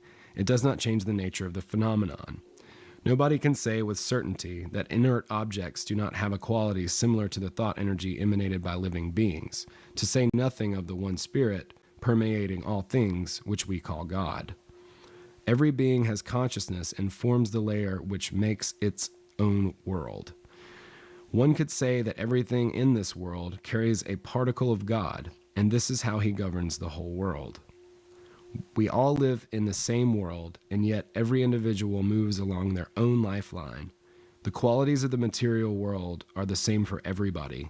It is just that its concrete realization is unique within the context of a person's life. For example, imagine that you are a tourist walking around a beautiful city. You admire the sights and the architecture. You take in the flower beds, the fountains, the park avenues, and the smiling faces of the city's prosperous inhabitants. Then as you pass by a rubbish bin, you see a homeless person. He is in the same city as you, in the same dimension, but he does not see what you see. He sees an empty bottle in the bin, a dirty wall, his competitor who wanted the bottle too, and a policeman eyeing him with suspicion. You live on one lifeline and the homeless man on another. Your lifelines intersected at a point in the alternative space, bringing you together into the same world in the dimension of physical reality. All manifestation of a material nature has an energetic foundation. The energy field is primary and all physical manifestation is secondary. Scientists attempt to unite different manifestations of energy within the context of a single theory, and soon they will achieve good results. However, they will find that they have to keep adding many more things. I think we're back. Yeah. All right. So as you're hearing,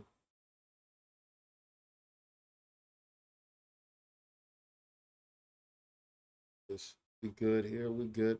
So as you're hearing, this world is actually energetic and it's conscious. Now, some say you're dropped from the ocean of the greater consciousness of God.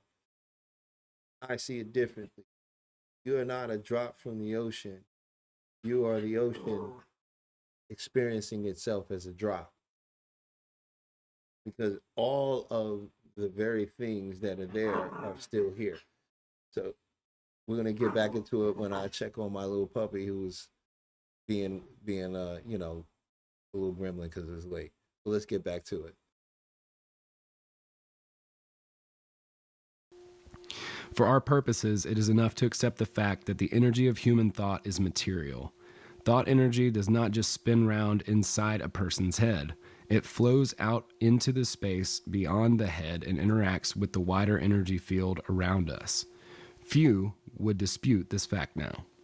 For convenience sake, we can talk about the parameter of thought energy that is frequency, just as radio waves have a frequency. Whenever you think about something in particular, the frequency of your thoughts becomes attuned to a certain area within the alternative space. When the thought energy reaches the relevant sector in the alternative space, the potential reality held within that sector begins to materialize. Energy has a highly complex structure and permeates everything that exists in the world. When energy passes through the human body, it is modified by that person's thoughts. By the time it exits the body, it has acquired the same parameters as the thoughts. A radio transmitter works in the same way. Energy absorbs the characteristics of the thoughts of one's mind. When energy exits the human body, it radiates outwards in a thought wave that in turn transforms the sector of the alternative space into physical reality. Whenever you think about something, be it negative or positive, you are radiating thought energy in the alternative space.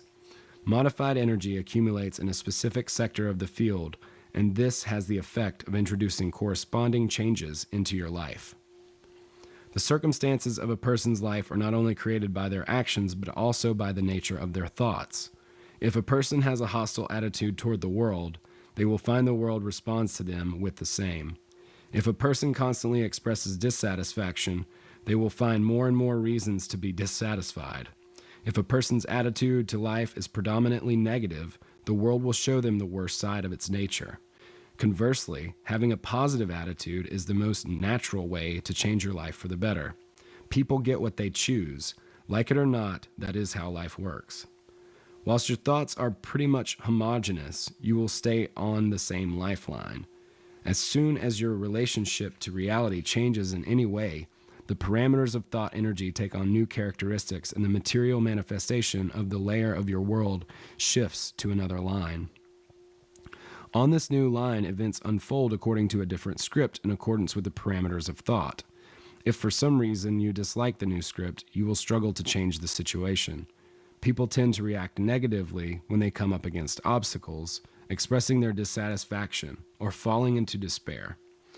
As a result, the thought energy they radiate refocuses to a line on which the number of obstacles is even greater, making it seem as if their life is a slippery slope. It might seem as if this process cannot be controlled, but in fact, the individual is in control, and it is their own thoughts that they are directing the path of material realization into problematic areas of the alternative space. People think that obstacles can be overcome by action, but in actual fact, they ultimately experience whatever their dominant thoughts are. So if you choose to battle against the obstacles on your path, you will experience an abundance of obstacles.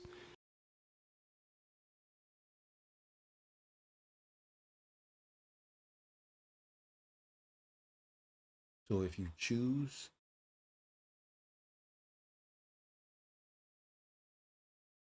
to interact with obstacles, you will create more. This is the same thing within the Sedona method. Trying to use the conscious mind to solve your problems, to figure things out, to get the right answer, or to open up pathways for new things to happen. If you want to know why you experience things the way you experience things, or how come this thing happened, it's your reticular activating system. And that filters out everything else and brings in what it thinks, or what it is programmed to understand that whether you consciously want it or not.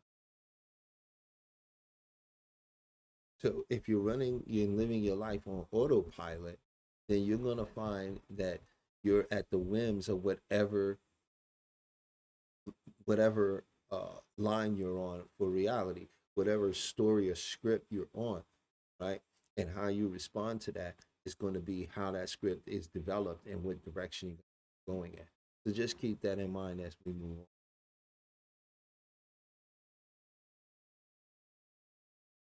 If you are absorbed by thoughts about your own problems, you will find that there are always problems in your life. Even if you take action to change the situation on your current lifeline on the material level, it will not change the original script in the alternative space. All you can effectively do is choose a different script. By trying to change parts of the script you do not like, you inevitably get caught up thinking about what you do not like. Your thoughts are then successfully realized, and you end up getting what you do not want. You cannot Imagine being able to build anything. For any reason, in any style, at any scale.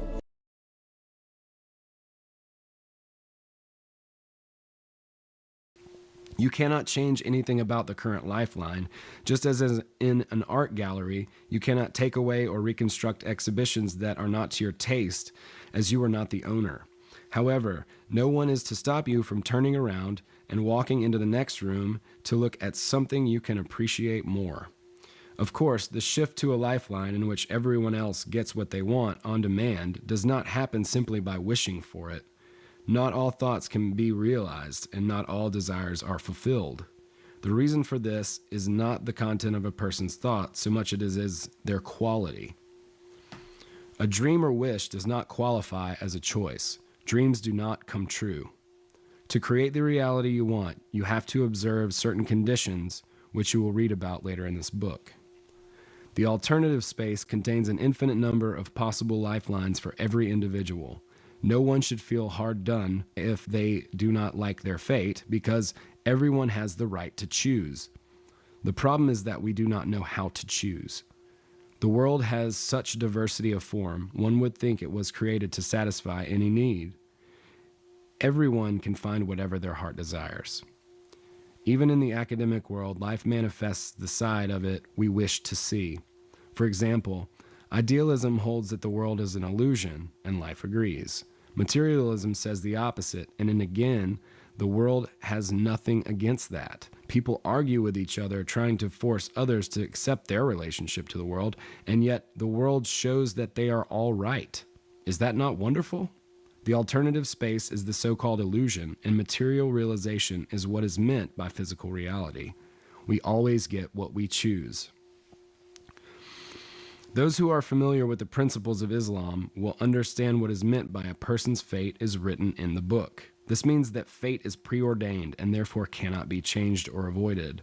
Similar statements can be found in other religions. In a sense, a person's destiny is indeed already preordained. The error of religion is in teaching that there is just one version of a person's fate, when in fact there are endless alternatives. They say you cannot avoid your own fate, and to some extent this is true because it is impossible to change the script with any given alternative of it. To battle with the world around you in the hope of changing your fate is a difficult and thankless task. It is not worth trying to change the script. It is far more effective to choose a different alternative, more to your liking. This is all quite strange, and you may quite reasonably have your doubts. I do not expect anyone to accept the alternatives model just like that. I did not believe in it myself until I became convinced that it actually works, and flawlessly at that. It makes no sense to give preference to one model of the universe over another, just for the sake of some absolute truth. It is not the model itself that has meaning so much as what it can help you to achieve. Different mathematical models can illustrate the same physical phenomenon in different ways. It would be hilarious if specialists in analytical geometry suddenly took up arms against mathematical analysts and tried to prove that geometry is the only true mathematical discipline. Mathematicians have been able to agree among themselves, but philosophers and religious leaders have not.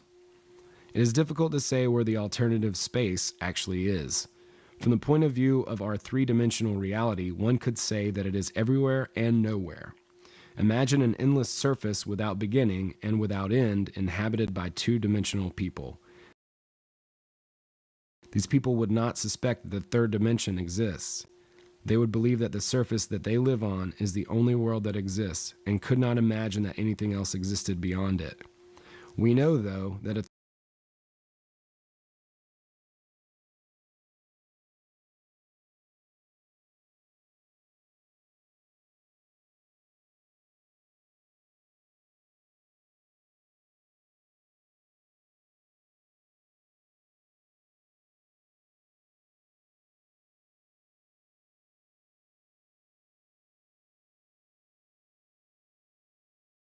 So I wanted to stop right there. And when he says that nobody knows where it is, that's because this is where the things of Neville Garter or Abdullah, who he learned where he knew from. It's in your own wonderful. You want to see into the quantum realm. It's your imagination. You want to see into it more vividly. Get better with it. If you want a quick hack, that's where things of ayahuasca, DMT, and other, I guess you would say, psychedelic medications come into play, because these medications actually do allow you to open your mind a certain way. That is the quantum space. You can't just view it with your eyes. It's with your third eye. And they say that there's a portion of the public that can't visualize.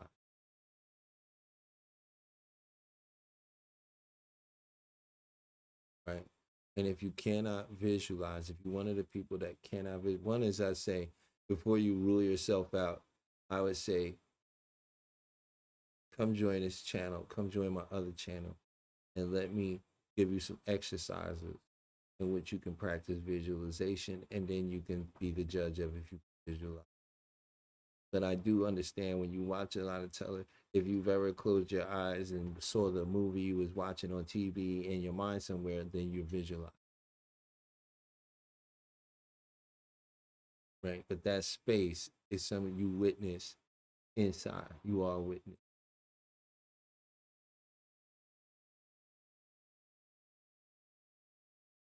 Right? And if you wanted to, one of the keys to visualizing is to look up first.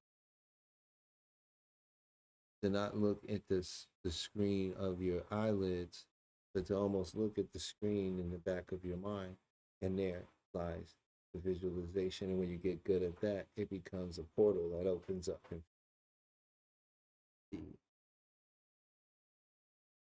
But when you get good at it with behind your mind, when you're sitting there doing it, sometimes when you're thinking about the room while you do it, you might actually think you opened your eyes because you'll get a flash and you'll see the room very vividly.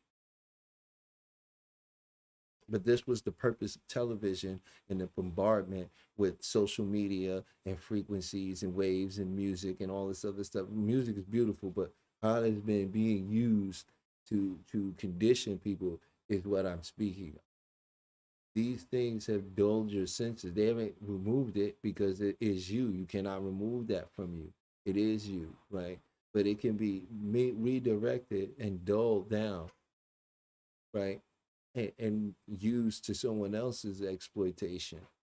And that's what's happening. You don't realize you can make a choice of the mind, right? And you can bring these things into existence. Now, I do agree with dreams and some saying dreams, because when you're visualizing and you're fulfilling mental desire, first of all, if you've visualized it and if you have a desire for it, there is a version of you that is experienced. And if you can accept that and realize that, you can begin to collapse time and space and become aware of that, so you can step into the only reason it's not experienced right now is because your awareness is focused on the individual you are now. And that's what you're experiencing, because you have collapsed time space around that particular version. So let's get back into it. We're almost through this first chapter, and then we'll wrap it up for the night. Here we go. Let's get back to the video.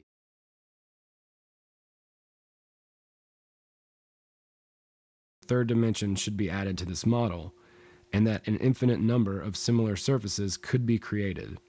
So there is no need to be concerned if you cannot visualize an infinite number of parallel worlds aside from our own. It is just a matter of perspective. It is hard to believe in the existence of parallel worlds. Having said that, how easy is it to believe in the theory of relativity, which claims that an accelerating body increases its mass, reduces its size, and slows down the time through which it moves? It is impossible to test the theory firsthand, but that does not matter. It does not matter whether we understand a theory. What matters is the practical benefit that can be derived from it. In the context of infinite space, it is ridiculous and even petty to argue about the advantages of one model over another. Try to imagine the infinite in terms of increasing distance that never reaches a horizon. Oddly enough, infinity in terms of decreasing distance has no limit either. We can only observe a limited portion of the visible universe, for telescopes and microscopes have their limits too. Nonetheless, infinity in the context of the microcosm is no different from infinity in terms of the macrocosm. I got another sales call and now, and I can't even remember the customer's name. His name is Kevin, and my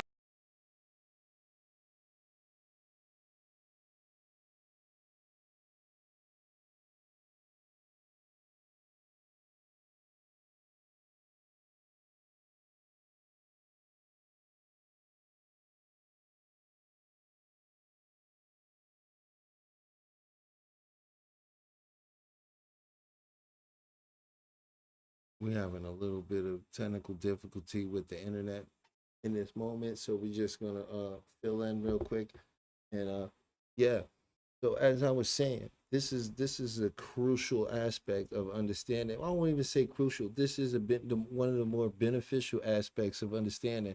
See, if you're using these tools and you don't understand these philosophies and you don't ponder them, then a lot of these tools aren't going to work for you, because you're not going to be in the space to understand and create the definitional understanding for yourself to accept it. You're only using tools to accept a truth that is already done. If you get past that, then the tool is really necessary, right? And the tools are necessary when you don't understand that, or when you are not. Just for example, a little child on a bike has the training whip on the bike. And at first, he doesn't have the balance, and they ride and they use it. And there's even a point where they get on and they riding fast because they feel very comfortable with those training wheels. Then comes a time where you must remove the training wheel. And this is the same type of analogy. You must remove the training wheels, the tools at one point, and step into the knowing, right? Because at one point or another, the tool, you're gonna, if it doesn't come through, you're gonna think it's something wrong. And when you understand this, then you start to understand that, oh, okay, I'm not really trying to manifest a bunch of things. What I'm actually trying to do is be happy, right? So, and you can reverse engineer that by finding that happiness. And the best way to do that is to begin to ponder the reality that what if this is already whole, perfect, and complete? So I'm having a little bit of issues. Let's see if we can get it back on track here. There is a theory that the visible universe emerged as a result of the Big Bang. According to the theory, the universe has been constantly expanding ever since. Celestial bodies move through the cosmos with phenomenal speed, but when we take into account the huge distances involved, it seems as if the expansion of the universe is taking place incredibly slowly. It is also a well-established fact that in a vacuum, at any given moment in time, elementary particles are born out of nowhere and then immediately disappear. We do not yet know the exact structure of elementary particles, but given the relativity of time and space, there is nothing to stop us perceiving each particle as if it were a separate universe like our own. Physicists claim that they can appear either in the form of waves or in the form of particles. The further one goes into the microcosm, the more relative distances appear huge, and for the internal observer, time slows down. To an external observer, our universe might appear to last for just one brief moment, like a particle birthed and extinguished in a vacuum, whereas we, its natural observers, perceive the universe to have been in existence for billions of years. The next time you take a mouthful of coffee, ask yourself how many universes you have just swallowed. Infinity cannot be divided into parts, and so if you think about it, every time you swallow a mouthful of coffee, you are swallowing an infinite number of universes. Flying through a microcosm takes as long and seems as far as it does flying through the boundless expanse of outer space. Time, like space, goes on for infinity, whether you look backwards or forwards. Intervals of time can be as infinitely large as they can be infinitely small. Any point within a time interval can be seen as a reference point, both sides of which extend into the infinity of time. Changing the reference point to another place within the time interval does not change the extent of infinity in either direction. The infinity of worlds within worlds exists simultaneously. The center of the universe is at the same time to be found in every point in matter, because every point is surrounded by infinity on all sides. All events exist concurrently for the same reason that the center of the universe is located in every point at the same time. This is difficult to imagine, but so is it impossible to grasp infinity in one moment of contemplation. Even more convoluted theories have been designed which claim that the visible universe becomes a finite sphere in fourth-dimensional space, but that does not help particularly because theoretically speaking, an infinite number of dimensions could exist. Unable to clearly imagine all of this, we have to content ourselves with a narrower perspective and at least pretend that we understand something of these theories. What would your life be like if you were a rapid transformational therapist?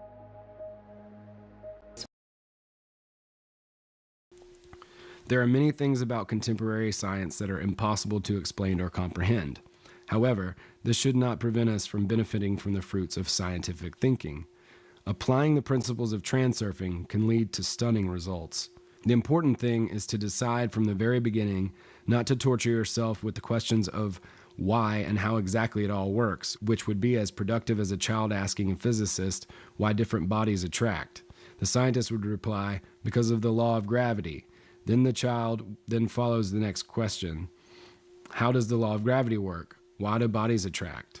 There is no answer to this question, so we will leave the thankless task of trying to explain these things, for it is not ours to know and understand everything. We will simply enjoy the results of the alternatives model. From the alternatives model, it follows that man can create his own destiny. In transurfing, the concept of fate differs from other more widely accepted interpretations. The difference is that, in the context of transurfing, a person can choose their happiness. They do not have to fight for it. There is no need to accept or reject the alternatives model straight away. First, ask yourself this question. Have you achieved much by battling with the world to find happiness? Each person will decide for themselves whether they wish to carry on in the same vein or whether they would prefer to try using a different method. A person can spend their entire life battling without achieving anything at all. Would it not be simpler to act in a way that encouraged life to meet you halfway? For all life does is help manifest your personal choice. Whatever you order, your choice is always granted unconditionally. Choice, however, is different from desire. Wishes are only granted in fairy tales, and most people just keep on wishing. It is no wonder that the belief is so ingrained in our minds that wishes are very difficult, if not impossible to fulfill. We have already taken the first small step towards solving the Guardian's riddle.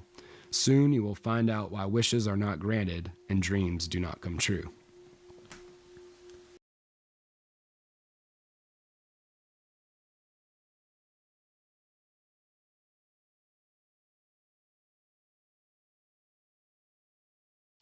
So that was the end pretty much of chapter 1.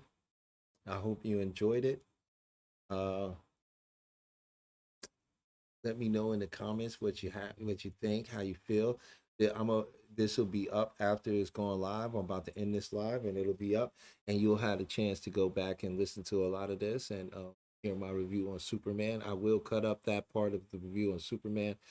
It's a little disjointed, so I may do another review where I actually take some time and really calculate out my thoughts and write out a little something, or at least cover a little bit more in order of what I want to do as far as talk about why this movie was really the greatest mid movie.